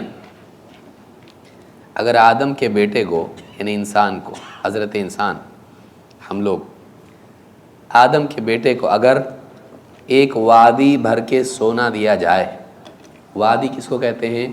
یہ پہاڑ ان کے بیچ کا برتن، دو پہاڑوں کے بیچ کی جو جگہ ہوتی ہے وہ وادی ہے، اتنا بڑا پیالہ، اگر وادی بھر کے اس کو سونا دیا جائے، سونے سے بھری وادی اس کو دے دی جائے، احب الیہ ثانیا، وہ چاہے گا کہ ایک اور ملے تو اچھا، یعنی دوسری والی بھی مل جائے، دو مل جائے، وَلَوْ أُعْطِيَ ثَانِيًا أَحَبَّ إِلَيْهِ ثَالِثًا، اور اگر دو بھی دے دی جائیں تو اس بات کو چاہتا ہے کہ اسے تین دی جائیں، وَلَا يَسُدُّ جَوْفَ ابْنِ آدَمَ إِلَّا التُّرَابُ، جبکہ حقیقت یہ ہے کہ ابن آدم کے پیٹ کو قبر کی مٹی کے سوا کچھ بھرتا نہیں ہے، وَيَتُوبُ اللَّهُ عَلَى مَن تَابَ، اور اللہ تعالیٰ اس کی توبہ قبول کرتا ہے جو توبہ کرے۔ اس حدیث میں بات بتائی گئی ہے کہ انسان کی طبیعت میں یہ چیز ہے کہ وہ کم پر راضی نہیں ہوتا ہے، بلکہ زیادہ پر بھی نہیں۔ وادی بھر کے سونا کم ہے، بہت ہے، لیکن انسان کو اتنا زیادہ بھی دے دیا جائے تو اس کی ضرورت ختم ہو جاتی ہے، حرص ختم نہیں ہوتی۔ انسان کی ایک ہے ضرورت اور ایک ہے لالچ، حرص، یا ایک ہے اس کی چاہت۔ ضرورت انسان کی تھوڑے میں بھی ہو جاتی پوری، چاہت پوری نہیں ہوتی۔ اس لیے آدمی دیکھیے، اور میں خود بھی دیکھا ہوں، آدمی جاتا ہے مکہ میں عمرہ کے لیے، ہوٹل میں کھانے کا سسٹم ہوتا ہے، بوفے سسٹم، آپ سب شادیوں میں بھی جاتے، ولیموں میں آدمی جاتا، سب اپنے ہاتھ سے لو بھائی، ہاں، قسم قسم کے کھانے، روٹی، چاول، سالن، اور قسم کے میٹھا، پلیٹ بھی بڑی، آج کل پلیٹ چھوٹی رکھ رہے ہیں وہ لوگ۔ اب جاتا ہے، اب اس کو کھانا تو ہے، اتنا لے لیتا ہے کہ کھا نہیں سکتا، اور ویسے ہی چھوڑ کے اٹھ جاتا ہے، کتنا کھانا ضائع ہوتا ہے۔ لیا کتنا؟ اتنا لیا جتنی چاہت تھی، لیکن پاکٹ اتنا بڑا ہے، جیب اتنی بڑی نہیں ہے، پیٹ اتنا بڑا نہیں ہے، لیکن پیٹ سے بڑھ کے چاہت ہے۔ یہ چھوٹی مثال ہے، یہ جو ولیموں میں جس کا آپ اس کی زیارت آپ کر سکتے ہیں، اتنا لوگ لے لیتے ہیں کہ چھوڑ کے چلے جاتے ہیں۔ کیوں؟ اس لیے کہ کھا نہیں سکتے اس کو، لیکن دل چاہتا ہے کہ اتنا لے، اس کا بس چلے تو پلیٹ اگر بڑی دی جائے تو اس سے زیادہ لے، لیکن وہ کھا نہیں سکتا اس کو۔ اسی لیے بعض ہوٹل میں لکھا ہوتا ہے، خود ما ترید وتاکل ما تاخذ وکل ما تاخذ، جو چاہیے لیجئے لیکن جو لے رہے ہیں وہ کھائیے. میں خود پڑھا ہوں ہوٹل میں لکھا ہوا تھا کہ جو چاہیے آپ کو لو لیکن جو لیا آپ کھاؤ بھی. تو آپ اتنا لوگے جو کھاؤ گے نہیں. یعنی آپ کی چاہت آپ کی حاجت سے زیادہ ہے. انسان ایسا لالچی ہے. اور یہی مال کے بارے میں انسان کا ہوتا ہے. کماتا جاتا خوب جماتا چھوڑ کے جاتا. اس سے خود فائدہ اٹھاتا نہیں. ہم نے جتنا کمایا اس سے ہم کتنا فائدہ اٹھائے. اتنی ساری پراپرٹی بنایا, اتنا پیسہ کمایا, انجوائے خود کتنا کیا. ایک وقت میں کتنا کھا سکتا تو 2 ٹائم کا کھا سکتا نہیں. اللہ نے رکھا ہے ایسا ہے, ان پٹ آؤٹ پٹ.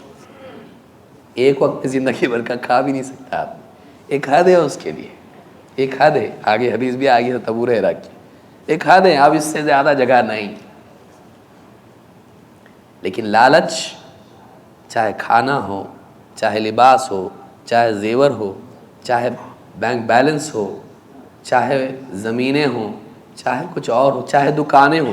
ایک ہوئی تو بولتا دوسری بھی اس کی کھولنا ہے مجھ کو, برانچ. چاہت انسان کی اس کی حد نہیں ہے, اور اس چاہت کے پیچھے انسان دوڑتا رہتا ہے, اور حاجت اس کی تھوڑی سی تھی. اسی لیے آپ دیکھیے اتنے بلینئرز ہوتے ہیں. امیزون والا دیکھیے, یا آپ ٹویٹر والا دیکھیے, ایکس والا, اتنا پیسہ ہے ان کے پاس. لیکن آپ ان کی زندگی کو دیکھیے, رات دن لگے رہتے ہیں. کیوں؟ انجوائے نہیں کر پاتے. پہلا حصہ زندگی کا بڑھانے میں, بنانے میں لگاتے ہیں, اور بچا ہوا حصہ اس کو بچانے میں لگاتے ہیں, اور ایسے ہی مر جاتے ہیں. لے کے کیا جاتے ہیں یہاں سے؟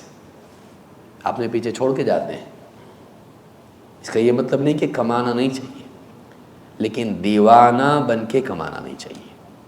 اللہ کو بھول کے نہیں, آخرت کو بھول کے نہیں. اور حرص ایسی نہ ہو کہ انسان اس کا غلام بن جائے. اسی لیے پچھلی حدیث میں اسی کی مذمت ہے کہ اللہ سے خوش اگر اللہ دیا, ناراض اگر نہیں دیا, بس خلاص. دیا تو اللہ اچھا, نہیں تو نہیں. تو انہیں پیسے کی بنیاد پر تو اللہ کو اچھا برا مانے گا, یا لوگوں سے خوش ناراض ہو جائے گا. تو پیسہ ہی اس کے لیے اصل بن جائے, مال ہی اس کے لیے اصل بن جائے, تو یہ انسان کے لیے بہت ہی بدبختی کی علامت ہے. اور یہ کب ہوتا ہے؟ جب انسان کے اندر حرص ہو. اور حرص کے بارے میں کیا کہا؟ ایک وادی اگر سونے کی دے دی جائے, وادی بھر کے, تو کیا کہے گا؟ ایک اور چاہیے. 2 دیے تو بھی رکتا نہیں, 3 چاہیے. اور اسی طرح سے چاہت میں وہ دوڑتا رہتا ہے, حریص جیتا رہتا ہے, یہاں تک کہ موت آ جاتی ہے, قبر میں ڈالا جاتا ہے, اوپر سے مٹی ڈالی جاتی ہے, اور پھر پیٹ پھٹتا ہے اور سب کچھ ختم, اور مٹی پیٹ میں جاتی ہے اس کی. کیا ملا؟ کیا کمایا؟ کہاں گیا پیسہ؟ کہاں گئے زیورات؟ کہاں گئے لباس؟ کہاں گئی موٹر گاڑی؟ کہاں گیا وہ سارا کھانا پینا اور ساری عیش و آسائش؟ کہاں ہے؟ ختم.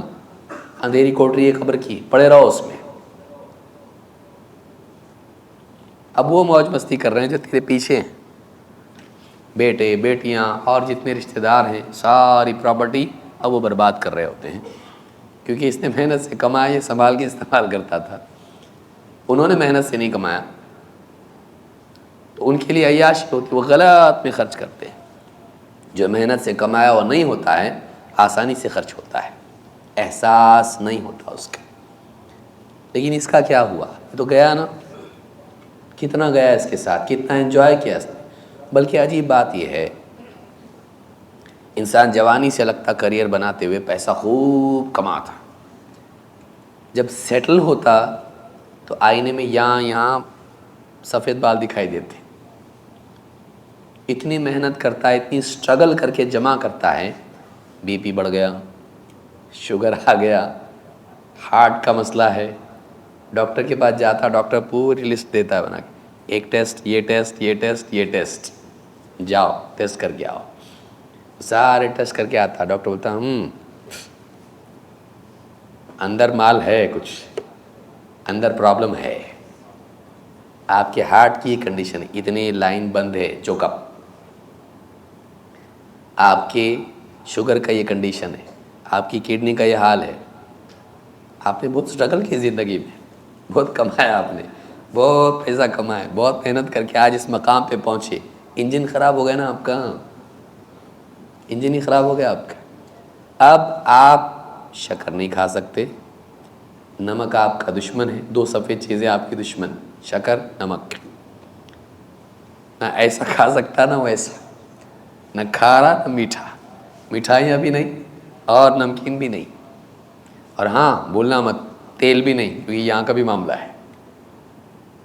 گھی، تیل، چربی، اس طرح کی ساری چیزیں نہیں. کیا کرو، یا تو اس کے اوپر اسپرے کرو، یا پھر ایسا کھاؤ جو بالکل تیل والا نہ ہو. کھا بھی نہیں سکتا آدمی، اتنا سب کمایا. بچے پاس ہوئے مٹھائی لا کے دیتے، نہیں بیٹے مٹھائی نہیں کھا سکتا. کیوں؟ شوگر ہے، شوگر ہے، شوگر ہے، نہیں کھا سکتا. سب کچھ اس کے پاس ہے لیکن کھا نہیں سکتا. بتائیے کیا ہے یہ؟ تو نے پورا حاصل کیا، بڑھاپا، اور یہ کوئی عذاب نہیں ہے لیکن یہ زندگی کی حقیقت ہے. زندگی کی حقیقت ہے. ایسا ہوتا زندگی کا ایک حصہ پورا آدمی مال کمانے میں لگا دیتا ہے، جب انجوائے کرنے کا ٹائم آتا ہے ساری جسم کی صلاحیتیں ختم ہو جاتی ہیں انجوائمنٹ کی. کیا فائدہ؟ اتنا سب کچھ حاصل کر کے کیا کیا تم نے؟ پھر وہ خالی دوسروں کو دیکھ کے خوش ہوتا، بیوی خوش، بچے خوش، پوتے نواسے خوش.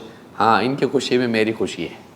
وہ سب کھاتے پیتے رہتے، اس کے لیے الگ سے بنتا پھیکا، بغیر تیل کا ابلا ہوا بدصورت قسم کا کھانا لا کے دیتے اس کو، کھا اور مر. ویسے ہی مر جاتا ہو، نہیں انجوائے کر پاتا. یہ زندگی ہے. آخر انسان کا کیا ہے؟ قبر. قبر ہے. بعد میں جا کے دواخانے میں پڑتا ہے، بڑے بڑے دواخانوں میں جاتے ہیں، سب ICU میں رکھتے ہیں اس کو. رشتہ دار آتے ہیں، وہ خوش ہوتے ہیں کہ اب جا رہے ہیں، اپنے ہاتھ میں آئے گا صاحب جائیداد بہت بڑی ہے. سیلفی بھی لیتے اس کے ساتھ سب لوگ. آخری فوٹوز بعد میں ملنے والے نہیں ہیں، یہ یادگار رہے گی ان کی. وہ مر رہا ہوتا ہے اس کے ساتھ ساتھ سے کتنے فوٹو اس طرح سے آئے رشتہ دار، یہاں یہ مر رہا ہے دادا جان، اس کے ساتھ سیلفی نکال رہے ہیں. ان کو اس سے کوئی لینا دینا نہیں ہے. ہم اپنے کیونکہ اس نے عادی ان کو لذتوں کا بنایا. رشتہ اتنا مضبوط نہیں ہے لیکن پیسوں سے رشتہ بہت مضبوط ہے. وہ اتنا انجوائے کرتے رہے زندگی کو کہ اس رشتے کا کوئی انجوائمنٹ ان کے پاس نہیں ہے. بس وہ ایک رشتہ ہے. یہ جاتا ہے تھوڑا موڑا رو لیتے ہیں، ختم. اس کا کیا؟ اس نے پیسے کے لیے اپنی نمازیں خراب کی، اپنے روزے برباد کیے، اپنے حج چھوڑا. اس نے حج کی توفیق نہیں ملی اس کو، پیسہ رہ کے بھی اتنا بزنس سیٹ کرنے میں لگا رہا. تھوڑا سیٹ تو ہونے دو مولوی صاحب، پھر اس کے بعد کریں گے. یہ سیٹ ہوتے ہوتے ہی اپ سیٹ ہو گیا. ملک الموت نے آگے اپ سیٹ کر دیا اس کو، پورا پروگرام چوپٹ کر دیا اس کا. پہلے تو بتانا تھا نا ہم کو، نہیں بتاتے ہم لوگ. اچانک آتی ہے. وجاءت سکرۃ الموت بالحق ذلک ما کنت منہ تحید. اچانک موت کا جھٹکا انسان کو آتا ہے. ارے ابھی تو اچھے تھے، ابھی تو مل کے گئے، ابھی تو فون پہ بات ہوئی. گئے. کچھ لے کے گئے کہ نہیں گئے؟ بریف کیس میں کچھ بھی نہیں لے کے گئے، ایسے ہی گئے. ساتھ کیا گیا؟ ایسا گیا. تو یہ حرص آدمی کو بے دین بناتی ہے. اس حرص کا غلام نہیں بننا چاہیے. آدمی دنیا کو دیکھیے، آدمی جوتیاں کبھی سر پہ رکھتا گیا، بیوقوف بولیں گے لوگ اس کو، وہ اپنے آپ کو ذلیل کر رہا ہے. جوتیاں ہمیشہ پاؤں میں رکھتے ہیں، امامہ سر پہ رکھتے ہیں. ہر چیز کی ایک جگہ ہوتی ہے. دین کی جگہ یہ ہے، دنیا اس کی جگہ ویسی. اللہ کے نزدیک دنیا کی کوئی قیمت نہیں ہے. حدیث میں اللہ کے نبی صلی اللہ علیہ وسلم فرماتے ہیں اگر اس کی کوئی قیمت اللہ کے ہاں ہوتی تو کافر کو ایک گھونٹ پانی پینے نہیں دیتا دنیا سے.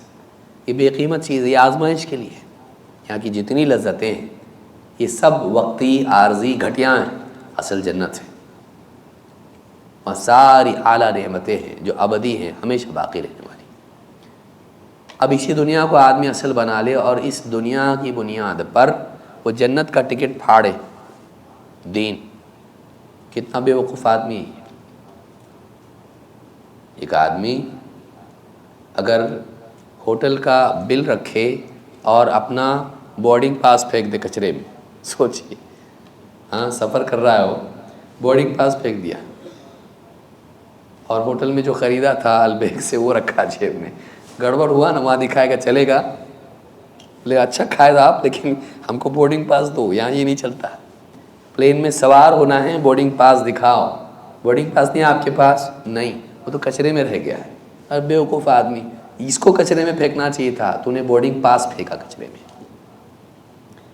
وہ ساتھ رکھنا چاہیے تھا، پھینکنے کی چیز کو رکھا، رکھنے کی چیز کو پھینکا۔ یہی حال ہے انسان کا کہ دین کو چھوڑ دیتا ہے۔ یہ بورڈنگ پاس ہے جنت کی گاڑی میں، پلین میں بیٹھنے کے لیے، دین کے بغیر نہیں، ایمان کے بغیر جنت نہیں، دین کے بغیر جنت نہیں۔ اسی لیے اللہ نے کیا کہا، وَلَا تَمُوتُنَّ إِلَّا وَأَنْتُمْ مُسْلِمُونَ، تمہیں موت آئے تو اس حال میں کہ تم مسلمان ہو، غریب ہے کہ امیر ہے، گورا ہے کالا ہے، حبشی ہے عرب ہے عجم ہے، مالدار ہے غریب ہے، مالک ہے نوکر ہے، کوئی اس کی قیمت نہیں۔ تو مسلمان ہے کہ نہیں؟ اگر مسلم ہے تو جنت ہے، نہیں تو نہیں۔ مرتے وقت تو مسلمان ہونا چاہیے، بھلے دنیا کا فیلئر ہو، بھلے دنیا کا ناکام انسان ہو، چلے گا، دین کا آخرت کے معاملے میں نقصان نہیں، ناکام نہیں ہونا چاہیے۔ آگے حدیثیں ویسی بھی آئیں گی انشاءاللہ۔ تو یہاں پر یہ بات معلوم ہوئی کہ انسان کی حرص اس کی ضرورت سے زیادہ ہوتی ہے۔ اگلا باب ہے باب نمبر 12، ہمارے ہاں باب نمبر 9 ہے ہماری ترتیب میں، میں امام البخاری کی ترتیب بتاتا جاؤں گا انشاءاللہ، اس لیے کہ اختصار کیا گیا، لیکن میں نے دونوں نمبر اس میں رکھے تاکہ اگر واپس چیک کرنا چاہے آدمی آسانی رہے اس کے لیے۔ باب ما قدم من مالہ فہو لہ، یہ ہماری اسی گفتگو کا تسلسل ہے۔ کہتے ہیں باب اس بات کے سلسلے میں، اس بات کا بیان کہ جو آدمی اپنے مال میں سے آگے بھیجے وہ اس کا ہے، پیچھے چھوڑے وہ نہیں۔ مال کے دو حصے ہیں، جو آدمی اپنی زندگی میں اپنی آخرت کے لیے صدقات و خیرات کے ذریعے آگے بھیجے، اور دوسرا حصہ مال کا وہ ہے جو مرنے کے بعد وارثوں کو ملے، جو اپنے پیچھے چھوڑ کے جائے جائیداد میں۔ تو امام البخاری کہتے ہیں کہ آدمی کا اپنا مال وہ ہے جو اس کو فائدہ پہنچانے والا ہے، جو اس نے آگے بھیجا، جو پیچھے چھوڑ کے گیا وہ اس کا نہیں ہے۔ مرنے کے بعد جو پراپرٹی چھوڑی کس کی ہے؟ وہ وارثوں کی ہے، تیرا اس میں کچھ بھی نہیں۔ تو آخرت کے اعتبار سے تیرے لیے اس میں کوئی منفعت نہیں ہے، تو تیرا ہے ہی نہیں، وہ وارثوں کا ہے، تیرا وہ ہے جو تُو نے آگے بھیجا۔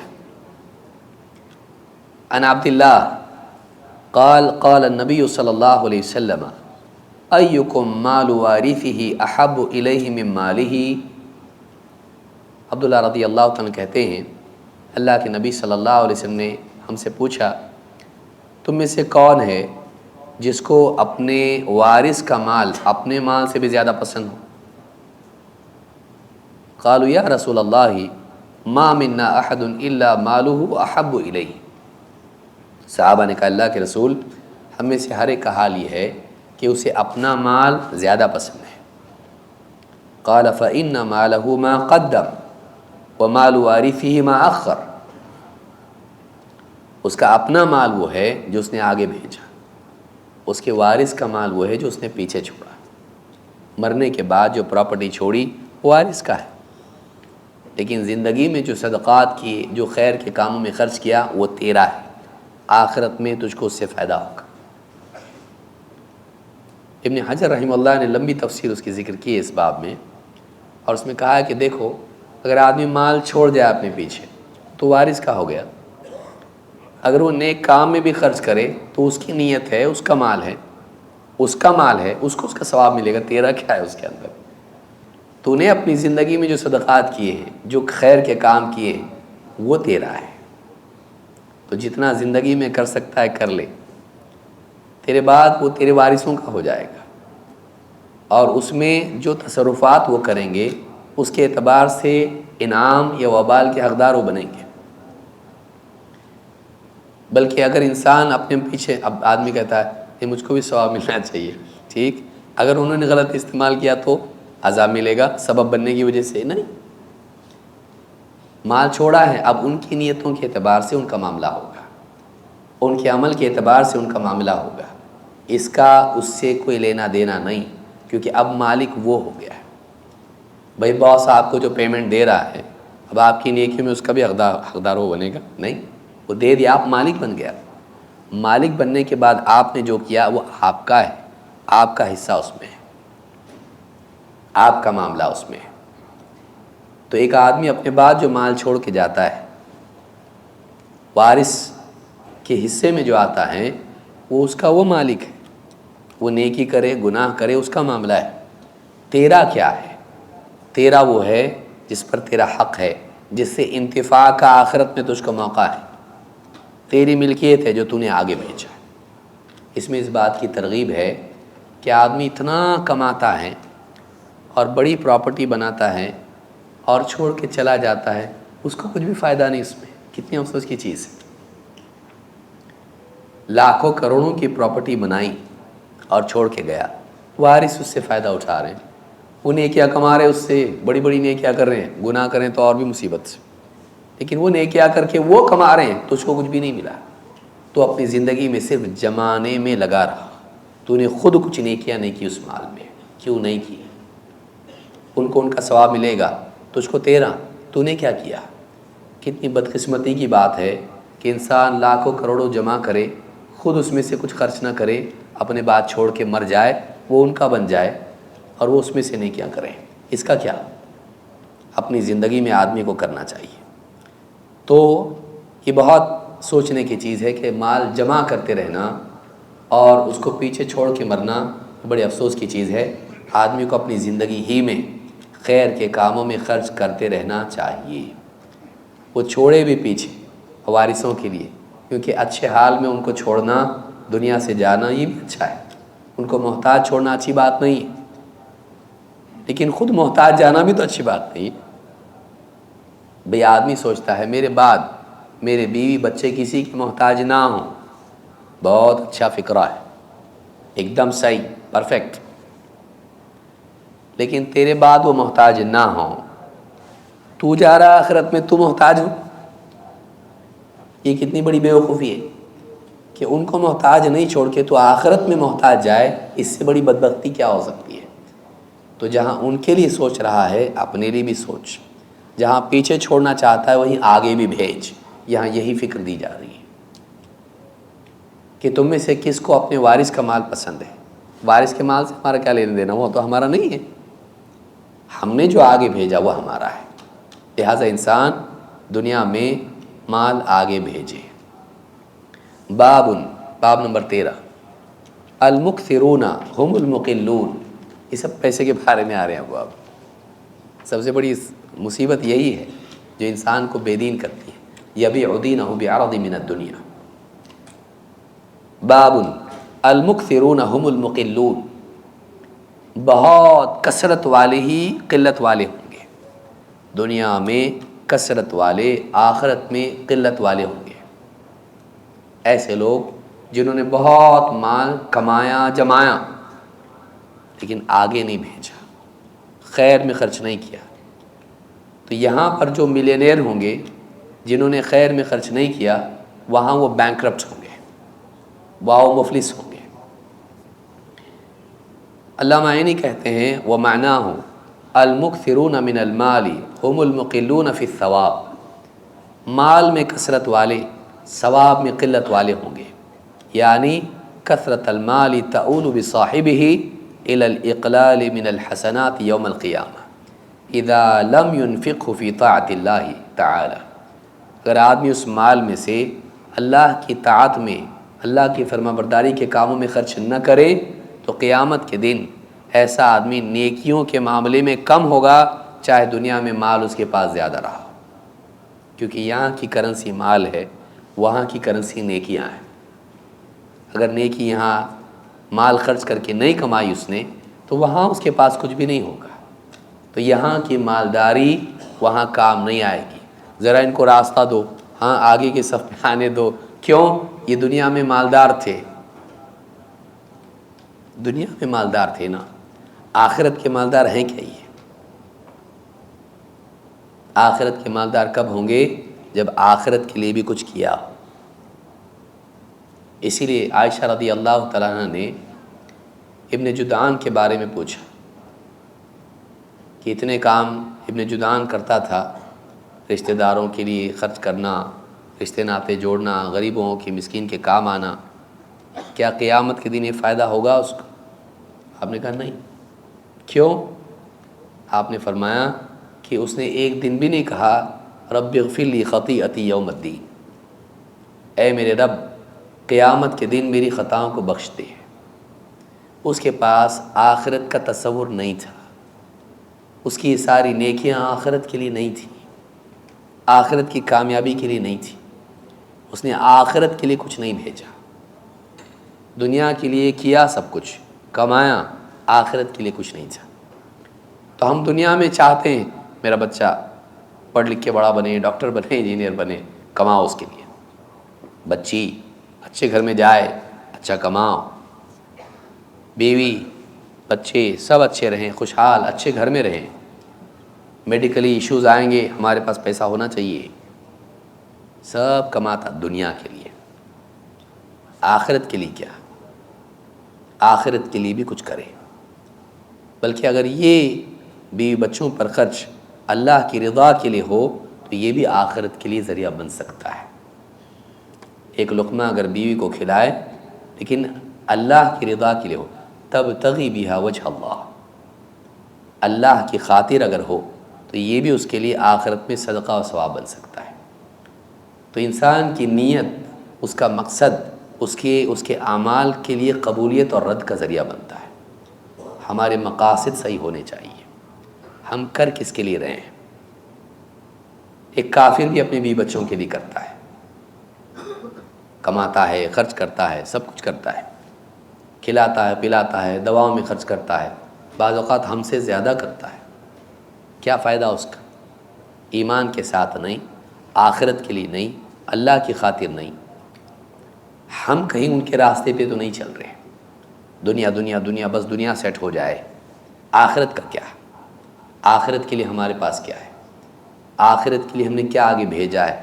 اپنی نیتوں کے ذریعے، اپنے مقاصد کے ذریعے سے، اپنے احتساب کے ذریعے سے آخرت کے لیے ہم نے کیا آگے بھیجا ہے؟ تو مال بڑا فتنہ ہے، مال انسان کو دنیا کی لذتوں ہی کی یاد دلاتا ہے۔ اس مال کے ذریعے سے آخرت کا سودا کرنا چاہیے۔ ان اللہ اشترى من المؤمنین انفسهم واموالهم بان لهم الجنہ، اللہ تعالیٰ نے خرید لیا ہے ایمان والوں سے ان کی جانوں کو اور ان کے مالوں کو، اور بدلے میں ان کے لیے جنت سے۔ ہماری ذات سر سے لے کے پاؤں تک اور ہمارا مال، پوری پراپرٹی سب ہم نے اللہ کو بیچ دی ہے جنت کے بدلے، جنت کے بدلے۔ اب اس میں تصرف جو بھی ہوگا اللہ کی اجازت سے ہونا چاہیے، اللہ کی مرضیات کے تابع ہونا چاہیے، اپنی منمانی نہیں، بلکہ اللہ نے جہاں گنجائش رکھی وہیں، اللہ نے جہاں رغبت دلائی وہیں، ان راستوں پہ نہیں جو حرام، کہ مال آیا پھر حرام کاریوں میں مال استعمال ہو رہا ہے، بیوی کی چاہت بھی پوری، بچوں کی چاہت بھی پوری، رشتہ داروں کی چاہتیں پوری، حرام میں یہ ان کی چاہتیں، غلط چاہتیں پوری کر رہا ہے اپنی محنت سے کمائے ہوئے مال سے۔ وہ تو جہنم میں جائیں گے، یہ بھی جائے گا، الا یہ کہ اللہ معاف کرے۔ تو بعض اوقات مال انسان کماتا ہے، وارثوں میں چھوڑ کے جاتا ہے، وارثوں کی تربیت نہیں کرتا ہے، ان کو دین نہیں سکھاتا ہے، ان کو غلط طرز حیات پہ چھوڑ کے جاتا ہے۔ اس مال سے جو گناہ وہ کریں گے اس کا وبال بھی اس پر ہوگا، کیونکہ اسی نے ان کو وہ راستے بتائے۔ گناہوں کے راستے سکھایا کس نے؟ اسی نے سکھایا۔ تو اب اس مال کا جو غلط استعمال وہ کریں گے اس کا وبال اس پر بھی آئے گا۔ کیوں؟ اس لیے کہ یہی ہے جس نے وہ سنت ان کی زندگی میں لائی، وہ طریقہ ان کی زندگی میں لایا کہ اس مال کو کیسے خرچ کیا جاتا ہے، یہ عیاشی، یہ عیاشی، یہ عیاشی۔ اللہ تعالیٰ ہم سب کی حفاظت کرے۔ تو یہ گھر والوں کو ایسے حال میں چھوڑ کے جانا کہ اس مال کا صحیح استعمال کریں، یہ ہو سکتا ہے ہمارے لیے خیر کا ذریعہ بنے۔ اگر گھر والوں کو بگاڑ پر چھوڑ کر جائیں اور ساتھ میں مال بھی دے کے جائیں تو ایسا ہے جیسے آگ پر پیٹرول ڈالنا۔ لہٰذا گھر والوں کی صحیح تربیت کرنا چاہیے اور اپنی زندگی میں اپنی آخرت کی بھی سوچنا چاہیے۔ اس باب میں امام البخاری نے آیت ذکر کی ہے، وقوله تعالی من كان يريد الحياة الدنيا وزينتها نوفي إليهم أعمالهم فيها وهم فيها لا يبخسون أولئك الذين ليس لهم في الآخرة إلا النار وحبط ما صنعوا فيها وباطل ما كانوا يعملون۔ یہ سورہ ہود کی آیت ہے۔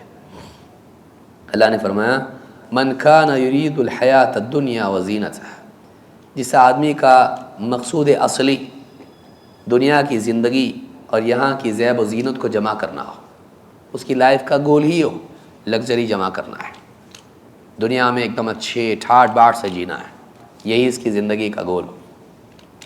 من کان یرید الحیات الدنیا وزینتها نوفی الیہم اعمالہم فیہا، ہم اس کا بدلہ، ان کے اعمال کا بدلہ ان کو دنیا ہی میں دے دیتے ہیں۔ وہم فیہا لا یبخسون، اور اس میں ہم دینے میں کوئی کمی نہیں کرتے، کوئی کمی نہیں کرتے ہیں۔ اولئک الذین لیس لہم فی الآخرۃ الا النار، یہ جو لوگ ہیں جو دنیا ہی کو اپنا مقصود بنا لیں، دنیا کی کامیابی ہی کو کامیابی سمجھے، بس آخرت کا کوئی تصور ان کے پاس نہ ہو، آخرت کی کامیابی کے لیے کوشش ان کی زندگی میں نہ ہو، اولئک الذین لیس لہم فی الآخرۃ الا النار، ایسے لوگوں کا آخرت میں کوئی حصہ نہیں سوائے جہنم کی آگ کے، سوائے جہنم کی آگ کے۔ وَحَبِطَ مَا صَنَعُوا فِيهَا وَبَاطِلٌ مَا كَانُوا يَعْمَلُونَ، جو کچھ بھی انہوں نے کیا دنیا میں اچھے کام، سب برباد، آخرت میں کچھ کام نہیں آئے گا۔ وَبَاطِلٌ مَا كَانُوا يَعْمَلُونَ، اور جو کچھ بھی کرتے تھے وہ اپنی اصل میں اللہ کے نزدیک باطل تھا۔ پہلا حصہ اس کے معال کا ذکر ہے، دوسرا حصہ اس کی حیثیت کا ذکر ہے۔ وَحَبِطَ مَا صَنَعُوا فِيهَا، دنیا میں جو کچھ نیکیاں انہوں نے کی تھی، اچھے کام انہوں نے کیے تھے، سب برباد، انجام بربادی، نیکیاں کچھ کام نہیں آئیں گی۔ کیوں؟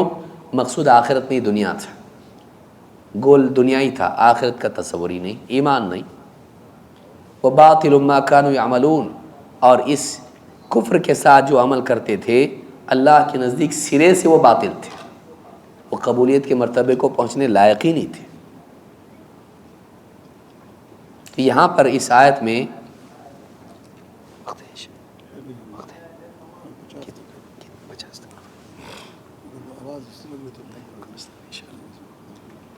اس آیت میں یہ بتایا گیا کہ جو آدمی دنیا کو اپنا مقصود بنائے اور آخرت کو پس پشت ڈال دے، بلکہ آخرت کا انکار کر دے، آخرت پر ایمان نہ رکھے، ایسے آدمی کی نیکیاں اللہ کے نزدیک کوئی قیمت نہیں رکھتی، اور آخرت میں ایسا انسان کنگال ہوگا۔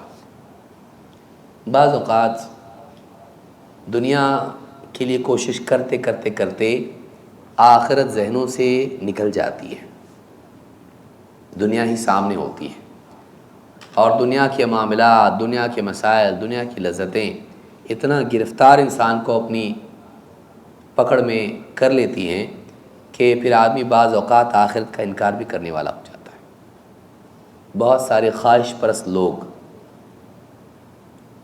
آپ اگر دیکھیں ان کا جائزہ لیں تو خواہشات میں اتنے زیادہ گر جاتے ہیں کہ جب ان کو دین کی راہ سے نصیحت کی جاتی ہے تو بجائے اپنی اصلاح کرنے کے، اپنی خواہشات کو چھوڑنے کے، وہ دین ہی کو چھوڑ دیتے ہیں۔ دنیا کی لذتیں اتنا زیادہ ان کو اپنی پکڑ میں لے لیتی ہیں کہ بجائے وہ ان لذتوں کو چھوڑنے کے اور اپنی اصلاح کرنے کے اللہ کے دین ہی کو چھوڑ دیتے ہیں۔ اتنا بھیانک معاملہ یہ ہے۔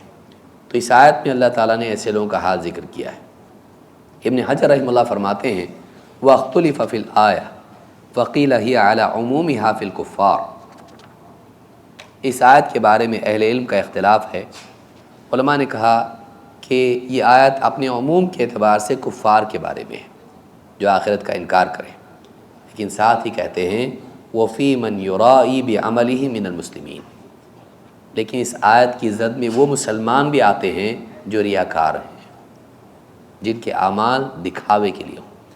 وَحَبِطَ مَا صَنَعُوا فِيهَا وَبَاطِلُ مَا كَانُوا يَعْمَلُونَ، کہ جو کچھ دنیا میں انہوں نے کیا وہ سب برباد اور وہ عمل ہی باطل تھا، یعنی جو دکھاوے کے لیے عمل کیا وہ سب کا سب برباد ہے۔ چاہے وہ نیک اعمال، چاہے مسجد کی تعمیر ہو، دین کی خدمت ہو، غربا و فقراء پر صدقات ہو، اگر اللہ کی خاطر نہیں ہے سب برباد۔ لہٰذا جو آخرت کا انکار کرے یا جو ریاکاری کے ساتھ عمل کرے ان دونوں کے بارے میں یہ آیت ہے۔ ابن حجر رحمہ اللہ فرماتے ہیں وَقَدْ اسْتَشْهَدَ بِهَا مُعَاوِيَةُ لِصِحَّةِ الْحَدِيثِ الَّذِي حَدَّثَ بِهِ أَبُو هُرَيْرَةَ مَرْفُوعًا فِي الْمُجَاهِدِ وَالْقَارِئِ وَالْمُتَصَدِّقِ۔ ایک لمبی حدیث ہے، ابو ہریرہ رضی اللہ تعالیٰ عنہ اس کے راوی ہیں، جس میں مجاہد کو لایا جائے گا، قاری کو لایا جائے گا قرآن کے ماہر کو، اور صدقہ کرنے والے سخی کو لایا جائے گا، اور ان تینوں پر اللہ تعالیٰ اپنی نعمتوں کو گنوائے گا، اور اس کے بعد پوچھے گا تم نے ان نعمتوں کا کیا حق ادا کیا؟ وہ کہیں گے اللہ تیری خاطر ہم نے کیا، تیری خاطر میں نے قرآن پڑھا، تیری خاطر میں نے صدقہ کیا، تیری خاطر میں لڑا یہاں تک کہ قتل ہو گیا۔ اللہ کہے گا جھوٹ کہتا ہے، تو نے اس لیے کیا تاکہ تجھ کو شہید کہا جائے، بہادر کہا جائے، تو نے اس لیے کیا تاکہ تجھے قاری کا لقب ملے، تو نے اس لیے خرچ کیا تاکہ لوگ تجھ کو سخی کہیں، اور تجھ کو مل گیا۔ دنیا میں وہ عزت تجھ کو مل گئی، تیرا نام ہو گیا، نام کے لیے کیا، نام مل گیا، یہاں کچھ نہیں، یہاں کچھ نہیں ملنے والا، اور ان کو گھسیٹ کے جہنم میں ڈال دیا جائے گا۔ حضرت معاویہ رضی اللہ تعالیٰ نے اس حدیث پہ اس آیت کو پیش کیا، اس حدیث کے تحت اس آیت سے استشہاد کرتے ہوئے کہا یہ آیت پڑھی، تو معلوم ہے کہ اس آیت کی زد میں وہ لوگ بھی ہیں جو دنیا میں بھلے کام کریں لیکن ان کا مقصود بھی دنیا ہی ہو، آخرت نہ ہو، وہ دنیا ہی میں نام کمانے کے لیے نیکیاں کریں۔ تو ایک تو یہ کہ آدمی مال کمانے کے لیے کوشش کرے، اپنے دین کو برباد کرے، لیکن ایک بربادی یہ بھی ہے کہ آدمی دینی اعمال کرے لیکن ان کا مقصود بھی دنیا ہو، دنیا میں نام ہو جائے، دنیا میں نام ہو جائے۔ کتنے لوگ ہیں جو سیاست کے میدان میں ہوتے ہیں، صدقات و خیرات کرتے ہیں، تصویریں نکلواتے ہیں غربا فقراء کے ساتھ میں تاکہ ان کی سیاست اور آگے بڑھے، باطل برباد کچھ کام کا نہیں۔ کتنے مالدار لوگ ہوتے ہیں، کنویں کھدواتے ہیں، مساجد تعمیر کرتے ہیں، دینی درسگاہوں میں خرچ کرتے ہیں، کیوں؟ نام ہو جائے۔ تو نے دین کے لیے نہیں کیا، تو نے دنیا کے لیے کیا، اپنی دنیا بنائی تو نے۔ جہاں پیسہ کرنسی ہے وہاں شہرت بھی ایک کرنسی ہے جو آپ کے پہنچنے سے پہلے پہنچتی ہے، آپ کا ایک نام ہو جاتا ہے، فلانا بڑا ایسا ہے۔ تو اس سے فائدہ اٹھانے کے لیے بھی آدمی دنیا میں نیکیاں کرتا ہے، تو یہ بھی دنیا کی کرنسی ہے، نام، شہرت، عزت، مقام، یہ بھی دنیا ہے۔ جب تک کہ آدمی خالص اللہ کے لیے، آخرت کی کامیابی کے لیے نہ کرے اس کو کچھ ملنے والا نہیں۔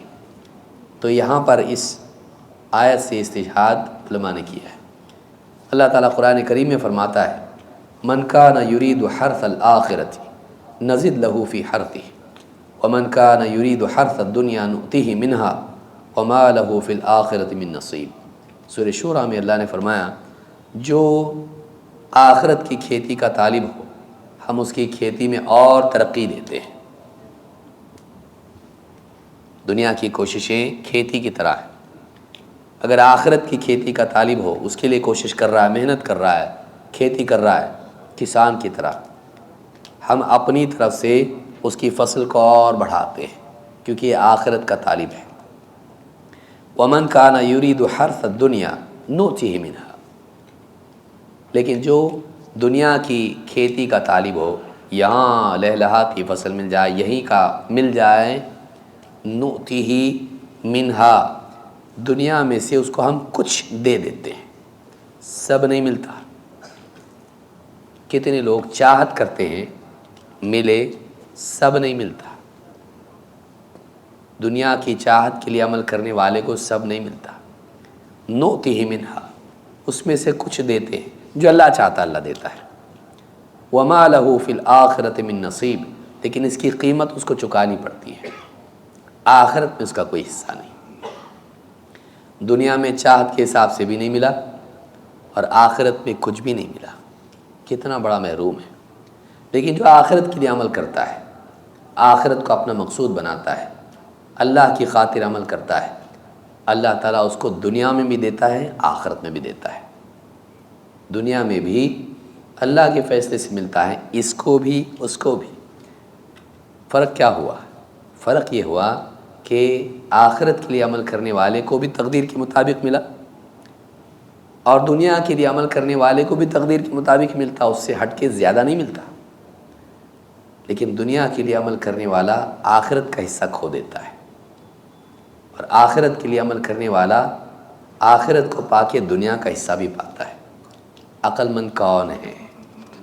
عقل مند وہ ہے جو آخرت کے لیے جیے، جو کہ اصل زندگی ہے۔ حدیث نمبر 6443، عن ابی ذر قال خرجت لیلۃ من اللیالی، ایک رات، ابو ذر رضی اللہ عنہ کہتے ہیں، ایک رات میں اپنے گھر سے نکلا، فَإِذَا رسول اللہ صلی اللہ علیہ وسلم یمشی وحدہ، تو میں نے دیکھا کہ اللہ کے نبی صلی اللہ علیہ وسلم تنہا اکیلے جا رہے تھے، وَلَيْسَ مَعَهُ انسان، آپ کے ساتھ ایک آدمی بھی نہیں تھا۔ قال فظننت انه يكره ان يمشي معه احد، میرے دل میں بات آئی کہ شاید آپ اکیلے اس لیے جا رہے ہیں کہ آپ یہ بات پسند نہیں کرتے کہ کوئی آپ کے ساتھ جائے۔ قال فجعلت امشي في ظل القمر، تو بس میں دور دور ہی آپ کے ساتھ چلتا رہا چاند کے سائے میں۔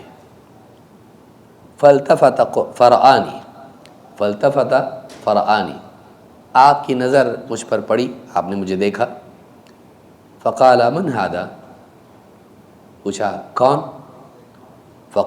قلت ابو ذر، میں نے کہا ابو ذر۔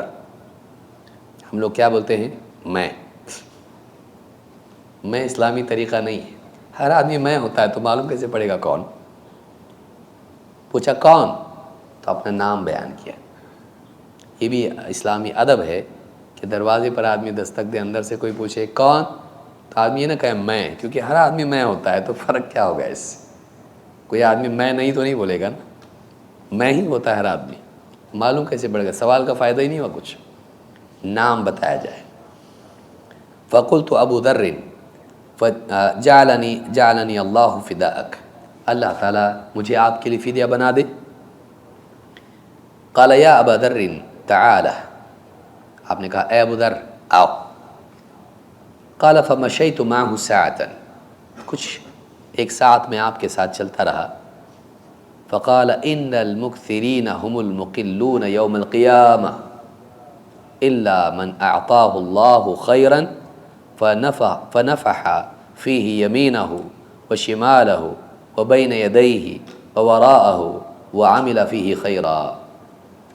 آپ نے کہا کہ دنیا میں زیادہ والے آخرت میں کم والے ہوں گے، دنیا میں کثرت والے آخرت میں قلت والے ہوں گے، دنیا میں جن کے پاس مال زیادہ ہے آخرت میں وہ کنگال ہوں گے، سوائے اس کے جو جسے اللہ نے دنیا میں خیر دی ہو، مال دیا ہو، فنفح فیہ یمینہ وشمالہ وبین یدیہ ووراءہ، اور پھر وہ اسے اپنے دائیں، اپنے بائیں، اپنے آگے اور اپنے پیچھے خرچ کرے۔ وعمل فیہ خیرا، اور اپنے مال میں اچھے کام کرے۔ ایک تو یہ کہ اس کو صدقے سے محتاج کو ضرورت کے راستوں میں دے، خیر کے کاموں میں خرچ کرے۔ دوسرا ہے کہ اس مال میں وہ کرے جو اچھا ہے، غلط کام نہیں کرے، اس میں عیاشی میں استعمال نہ کرے، اس کو بے حیائی میں استعمال نہ کرے، گناہ کے کاموں میں استعمال نہ کرے، اپنی ذات کے بارے میں بھی مال میں بھلا کام کرے۔ اور دوسرا یہ کہ اس کو دائیں بائیں آگے پیچھے ضرورت مند لوگوں میں خیر کے کاموں میں خرچ کرے۔ تو ایسا کرنے والا بچے گا، اور ایسا جو نہیں کرے گا وہ محروم رہے گا۔ آخرت میں وہ قلت والا ہوگا، تھوڑا والا، فقیر، محتاج۔ تو یہاں کا مالدار بھی وہاں مفلس ہوگا جس نے آخرت کے لیے آگے نہیں بھیجا ہوگا۔ تو اس حدیث سے بات معلوم ہوتی ہے کہ انسان کو مال جمع کرنا منع نہیں ہے۔ آپ نے نہیں کہا کہ مال جمع کرنا ہی غلط، لیکن کہا کہ جو مال زیادہ جس کے پاس ہے، اگر وہ اس میں سے اپنے دائیں بائیں آگے پیچھے خرچ کرتا ہے تو ایسا آدمی آخرت میں محتاج نہیں ہوگا، کیونکہ آخرت میں اس نے اتنا آگے بھیجا ہوگا کہ وہاں اس کو فائدہ ہوگا۔ لیکن جو آدمی یہاں جمع کے رکھے، آخرت کے لیے خرچ نہ کرے یا پھر گناہوں میں خرچ کرے، تو اس کا وبال آخرت میں آئے گا، آخرت میں سامنے آئے گا اور وہ محتاج ہوگا۔ باب نمبر 15، باب الغنا غنى النفس۔ اس بات کا بیان کہ اصل مالداری دل کی مالداری ہے، اصل مالداری، اصل غنا یہ دل کا غنا ہے۔ یعنی آدمی مالدار جیب سے نہیں، دل سے ہوتا ہے۔ جیب کتنی بڑی، جیب میں کتنا، اس سے اس کی مالداری نہیں ہوتی ہے۔ اندر کا فقیر ہے کیا نہیں، اندر مالدار ہے کیا نہیں۔ کیونکہ ایک ہوتا ہے محتاج حالت کے اعتبار سے، حالات کے اعتبار سے، ایک ہوتا ہے محتاج چاہت کے اعتبار سے۔ ایک محتاج کیسا ہوتا ہے، حالت اس کی ایسی ہے، بھائی کیا کرے، محتاج ہے۔ لیکن ایک ایسا ہے کہ اس کے پاس ہے لیکن چاہت ابھی بھی باقی ہے، میرے پاس کم ہے اور چاہیے۔ تو یہ محتاج چاہت کے اعتبار سے، یہ بڑا محتاج ہے کہ ہو کے بھی اس کے پاس نہیں ہے۔ تو آدمی کو اپنے پاس کم ہے یہ احساس ہو تو یہ فقیر ہے، چاہے اس کے پاس مال زیادہ ہو، اور یہ اندر کی تکلیف ہے۔ قرآن کریم میں اللہ تعالیٰ نے فرمایا، اور امام البخاری نے پوری آیتیں اس کو ذکر کیا ہے، اَيَحْسَبُونَ أَنَّمَا نُمِدُّهُمْ بِهِ مِن مَّالٍ وَبَنِينَ نُسَارِعُ لَهُمْ فِي الْخَيْرَاتِ بَل لَّا يَشْعُرُونَ۔ کیا ان کفار اور مشرکین نے یہ سمجھ رکھا ہے کہ ہم نے جو ان کو مال و اولاد میں برتری دی ہے، زیادتی دی ہے، تو کیا ہم ان کو بھلائیاں دنیا ہی میں جلدی جلدی دے رہے ہیں؟ بلکہ بات یہ ہے بل لا یشعرون، انہیں حقیقت کا شعور ہی نہیں ہے۔ کفار کا طریقہ یہ رہا ہمیشہ سے، اور خاص کر کے مکہ کے مشرکین کا، وہ یہ سمجھتے ہیں کہ جب اللہ نے ہم کو دنیا میں دیا تو اللہ خوشی ہے نا، تبھی تو دیا۔ کوئی کسی کو کب دیتا ہے؟ جب اسے خوش ہوتا ہے۔ وہ اپنے پر اللہ کو قیاس کرتے تھے کہ آدمی جب خوش ہوتا ہے تو جن سے محبت ہوتی ہے ان کو عطا کرتا ہے، لو کھاؤ پیو خوش رہو۔ تو اللہ نے جب ہم کو دیا ہے تو ہم اللہ کے چہیتے ہی ہوں گے، پیارے ہوں گے، تبھی تو اللہ ہم کو دنیا میں دے رہا ہے، مال اولاد اور سب کچھ ہم کو دے رہا ہے اللہ۔ تو یہ سمجھتے تھے کہ دنیا میں ملنا یہ اللہ کی محبوبیت کی علامت ہے کہ ہم اللہ کے محبوب ہیں، اور کہتے تھے تم کو کچھ بھی نہیں دیا اللہ، بلال کو، مصعب ابن عمیر کو، اور عبداللہ ابن مسعود، اور اتنے کئی صحابہ تھے فقر و فاقے میں، کہتے تھے کہ دیکھو ہم کو اللہ نے دنیا میں دے رکھا ہے کیونکہ اللہ ہم کو چاہتا ہے، تم کو نہیں چاہتا، تم غلط ہو، اسی لیے تو تم کو فقر و فاقے میں رکھا ہے۔ دینے والے نے دیا ہم کو، دینے کے لیے ہم کو چنا، تم کو نہیں چنا، کا مطلب اللہ ہم کو چاہتا ہے۔ دنیا کے مال کو وہ اللہ کی رضا کا ذریعہ سمجھتے تھے، بلکہ اللہ کی رضا کی علامت سمجھتے تھے۔ امام البخاری ان آیات کو اسی باب میں اس اعتبار سے لا رہے ہیں کہ مال کا ملنا اللہ کی رضا کی علامت نہیں ہے۔ مال کے ملنے کے بعد آدمی کرتا کیا ہے، اس سے اللہ کی رضا معلوم ہوتی ہے۔ مال کا ملنا دنیا میں اس بات کی علامت نہیں کہ اللہ راضی ہے۔ تو کہا اَيَحْسَبُونَ أَنَّمَا نُمِدُّهُمْ بِهِ مِن مَّالٍ وَبَنِينَ نُسَارِعُ لَهُمْ فِي الْخَيْرَاتِ بَل لَّا يَشْعُرُونَ۔ پھر آگے اللہ نے نیک بندوں کا حال ذکر کیا اور اس میں مال کے اعتبار سے بھی ایک حالت ذکر کی ان کی۔ ان الذین هم من خشیۃ ربهم مشفقون، ان الذین هم من خشیۃ ربهم مشفقون، اس کے برعکس وہ بندے جو اپنے رب کی خشیت سے ہمیشہ سہمے رہتے ہیں، ڈرے رہتے ہیں، اپنے رب کی عظمت کے احساس کے تحت ہمیشہ سہمے ڈرے رہتے ہیں۔ اللہ کی عظمت کا احساس ان کے دلوں پر اتنا طاری رہتا ہے کہ ہمیشہ اپنے انجام کے بارے میں خوف زدہ رہتے ہیں، اپنے رب کی رضا کے بارے میں، ناراضگی کے بارے میں سوچ کے کہیں ہم سے کوئی ایسی غلطی تو نہ ہو جائے کہ ہمارا رب ناراض ہو جائے، ہمیشہ ڈرے رہتے ہیں۔ ان الذین هم من خشیۃ ربهم مشفقون والذین هم بآیات ربهم یؤمنون، اور وہ لوگ جو اپنے رب کی آیات پر ایمان رکھتے ہیں، جو بھی اللہ کی طرف سے باتیں آتی ہیں ان کو دل و جان سے قبول کرتے ہیں۔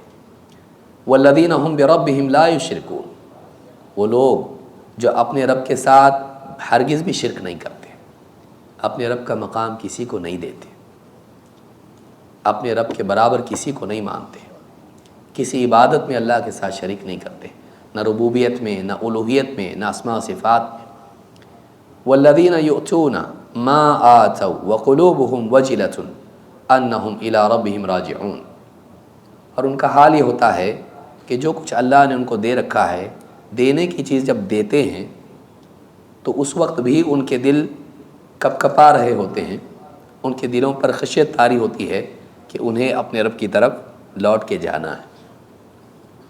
دیتے وقت بھی انہیں ڈر ہوتا ہے ایک کسی گناہ کی وجہ سے وہ پکڑے نہ جائیں، جو خرچ کر رہے ہیں اس پر اللہ مواخذہ نہ کرے کہ اخلاص نہیں، جو خرچ کر رہے ہیں وہ قبول ہوگا کہ نہیں ہوگا معلوم نہیں، وہ خرچ کرتے ہیں اللہ کے دیے مال میں سے، لیکن دیتے وقت بھی اس میں اکڑ نہیں ہوتی، دیتے وقت میں اس میں بے فکری نہیں ہوتی ہے، دیتے وقت اس میں فخر نہیں ہوتا ہے کہ میں دیکھو دے رہا ہوں، بلکہ دیتے وقت بھی ان کے دلوں میں ڈر ہوتا ہے، وہ اپنی غلطیوں پر ڈر رہے ہوتے ہیں کہ ایک دن اللہ کی بارگاہ میں پیش ہونا ہے، اللہ کے سامنے پیش ہونا ہے، زندگی بھر کا حساب لیا جائے گا، کہیں ایسا نہ ہو کہ میری نیکیاں قبول نہ ہوں اور گناہوں کی بنیاد پر میری پکڑ ہو جائے۔ دنیا میں فقراء و محتاج لوگوں کو دیتے وقت انہیں قیامت کے دن اپنی محتاجی کا احساس ستا رہا ہوتا ہے، انہیں احساس ہوتا ہے کہ آج یہ محتاج ہے، اللہ نے مجھے دیا ہے، آج میں اس کو دے رہا ہوں، اس کی محتاجی میں ایک دن میرا بھی آنے والا ہے، سارے انسان محتاج ہوں گے، پھر جن کو اللہ تعالیٰ اپنے فضل و کرم سے عطا کر دے اس کو ملے گا۔ ایک دن فقر کا، محتاجی کا سب پر آنے والا ہے، جس پہ انسان کے پاس اپنے تن کو ڈھانپنے کے لیے لباس بھی نہیں ہوگا، سب برہنہ ہوں گے، اتنی محتاجی کا دن ہوگا، اس میں کوئی کسی کا نہیں ہوگا۔ یوم یفر المرء من اخیہ وامہ وابیہ وصاحبتہ وبنیہ، ماں باپ، بھائی بہن، بیوی بچے سب ایک دوسرے سے بھاگیں گے۔ ایسا دن آنے والا ہے کہ آدمی اتنا محتاج ہو جائے گا کہ اپنے بھی ساتھ چھوڑ دیں گے۔ اس دن اگر اللہ تعالیٰ بچا لے بچے گا، نہیں تو نہیں۔ اس دن کی محتاجی میں اگر اللہ تعالیٰ اپنا فضل و انعام اس پر کرے یہ محفوظ رہے گا، ورنہ نہیں۔ اس محتاجی کے دن کے لیے، اللہ سے اس دن پانے کے لیے اس دن خرچ کر رہے ہوتے ہیں۔ تو یہاں دیتے وقت ان کو اس دن کی اپنی محتاجی کا خیال ستا رہا ہوتا ہے، یہاں ضرورت مند کو دیتے وقت اس دن اپنی ضرورت کا احساس ہوتا ہے کہ میں اس پر احسان نہیں کر رہا ہوں، بلکہ میں وہاں کے لیے اپنے لیے تیاری کر رہا ہوں کہ وہ میرا دن آنے والا ہے جب میں خود محتاج رہوں گا، اللہ کے دینے سے مجھ کو ملے گا۔ تو میں یہاں دوں تاکہ اللہ مجھ کو دے۔ انفق یا ابن آدم انفق علیک، اے ابن آدم تو خرچ کر دوسروں پر، میں تجھ پر خرچ کروں گا۔ تو اللہ سے پانے کے لیے یہاں کھوتا ہے، یہاں کھوتا ہے تاکہ اللہ سے پائے دنیا میں بھی، لیکن اس سے بڑھ کر آخرت کے دن کہ اللہ آخرت میں اس کو دے، جب سب محتاج ہوں گے اور دینے والا کوئی نہیں ہوگا سوائے اللہ کے۔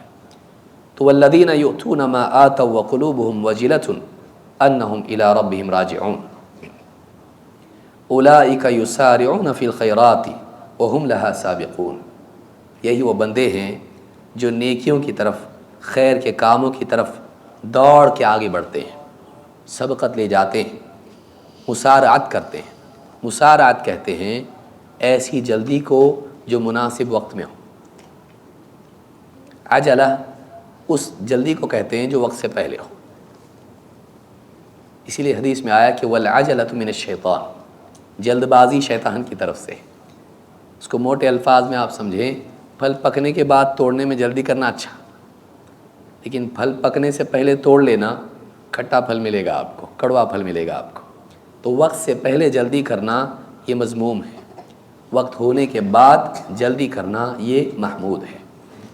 اولئک یسارعون فی الخیرات وہم لہا سابقون، یہ نیکیوں میں، خیر کے کاموں میں مسارعت کرتے ہیں، جلدی کرتے ہیں، بلکہ ایک دوسرے سے سبق لے جانے کی کوشش کرتے ہیں، ایک دوسرے پر پہل کرنے کی کوشش کرتے ہیں کہ میں آگے بڑھوں گا اس میں۔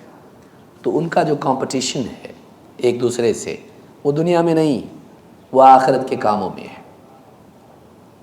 آج حال کیا ہے؟ میں بائک پہ ہوں، پڑوسی بھی بائک پہ ہے، اس کے پاس کار آ گئی، اب بیوی اس کو بریکٹس میں بولتی ہے آپ کا کیا، دیکھو انہوں نے کار لی ہے، آپ ایسے ہی بیکار پڑے ہو۔ یہ اس کی ٹکر پہ کار لیتا۔ یہاں سے اگر وہ چلے جائیں کسی اچھے گھر میں، فلیٹ میں، بڑے گھر میں، تو یہ بھی یہاں سے جانے کی۔ ہماری مسابقت کس میں ہوتی ہے؟ دنیا میں۔ اس کے کپڑے اچھے، اس کی گھڑی اچھی، اس کا موبائل اچھا، تو ایک دوسرے سے ہم جو مسابقت کرتے ہیں، ایک دوسرے سے آگے جانے کی کوشش کرتے ہیں دنیا میں، اس کی کوئی حیثیت نہیں ہے۔ اصل آخرت ہے، خیر کے کاموں میں، نیکیوں میں ایک دوسرے سے آگے بڑھنے کی کوشش کرنا چاہیے۔ اولئک یسارعون فی الخیرات وہم لہا سابقون ولا نکلف نفسا الا وسعها۔ اللہ تعالیٰ فرماتا ہے بات یہ ہے کہ ہم یہ ساری نیکیاں، سارے کام خیر کے، ہم کسی پر وہ بوجھ نہیں ڈالتے جو اس کی طاقت سے زیادہ ہو، کسی پر کوئی ایسا کام لازم نہیں کرتے جس کو نبھانے کی اس میں استعداد نہ ہو۔ ولا نکلف نفسا، یعنی یہ پورا جو دین تم کو دیا گیا ہے، جو تم سے مطالبہ کیا گیا ہے، یہ تمہاری استعداد کے مطابق ہے، ایسا بوجھ تم پر نہیں ڈالا گیا جس کو تم نبھا نہیں سکتے۔ ولا نکلف نفسا الا وسعها ولدینا کتاب ینطق بالحق وہم لا یظلمون، اور ہمارے پاس ایک ایسی کتاب ہے جو حق کے ساتھ سب کچھ بیان کر دیتی ہے۔ وہم لا یظلمون، اور قیامت کے دن ان پر ذرا بھی ظلم نہیں کیا جائے گا، نام اعمال کھولا جائے گا اور ہر ایک کو اس کے مطابق ہی بدلہ ملے گا۔ پھر اللہ فرماتا ہے بل قلوبہم فی غمرۃ من ھذا، لیکن بات یہ ہے کہ ان کے دل اس حق سے پردے میں پڑے ہوئے ہیں، غفلت میں پڑے ہوئے ہیں۔ وَلَهُمْ أَعْمَالٌ مِّن دُونِ ذَلِكَ هُمْ لَهَا عَامِلُونَ، اور اس کے علاوہ بھی ان کے کچھ اعمال ہیں، برے اعمال، اور یہ اس کو کر کے رہیں گے۔ اسی لیے ابن عیینہ رحمہ اللہ فرماتے ہیں لم يعملوها لا بد من ان يعملوها، ابھی انہوں نے نہیں کیا ہے، لیکن جس راستے پر یہ چل رہے ہیں آگے جا کے بہت سارے برے اعمال یہ کرنے والے ہیں، کیونکہ اللہ کا علم سابق بندوں کے انجام کو بھی جانتا ہے اور اعمال کو بھی۔ اللہ تعالیٰ بندے کیا کریں گے اس کو جانتا ہے۔ بلکہ دنیا میں بھی ہم انسان کو دیکھتے ہیں، اس کے ایک سمجھدار انسان، دین کا علم رکھنے والا انسان دیکھ کے ہی بتاتا ہے یہ ایسا کر رہا ہے نا، آگے جا کے ایسا کرے گا۔ تو غلط راستہ بہت طویل ہوتا ہے، اسی لیے زنا کے بارے میں کہا وساء سبیلا، یہ بہت برا راستہ ہے، کیونکہ زنا کے راستے پر آدمی جاتا ہے، ایک بار اس کی حیا ختم ہو جاتی ہے تو پھر آگے ہی بڑھتا چلا جاتا ہے، پیچھے پلٹنا بڑا مشکل ہوتا ہے، پھر شرم و حیا سب ختم ہو جاتی ہے، پھر بد سے بدتر کام کرنے لگ جاتا ہے۔ تو کچھ گناہ ایسے ہوتے ہیں جو بالکل راستہ اگلے گناہوں کے لیے ہموار کرتے چلے جاتے ہیں۔ تو اللہ تعالیٰ نے یہاں پر فرمایا کہ ہم لہا وَلَهُمْ أَعْمَالٌ مِّن دُونِ ذَلِكَ ہم لہا عاملون، یہ ان کو اعمال کو کر کے رہیں گے۔ اور ابن عیینہ کہتے ہیں لم يعملوها لا بد من ان يعملوها، انہوں نے ابھی تک تو اعمال کیے نہیں، لیکن آگے جا کر یہ اعمال کرنے والے ہیں۔ اللہ رب العالمین ہم سب کو ان احادیث سے، ان آیات سے عبرت لینے کی توفیق دے اور اپنی زندگی کی اصلاح کرنے کی توفیق عطا فرمائے۔ مزید باتیں انشاءاللہ ہم اگلی مجلس میں دیکھیں گے۔ اقول ھذا واستغفر اللہ لی ولکم۔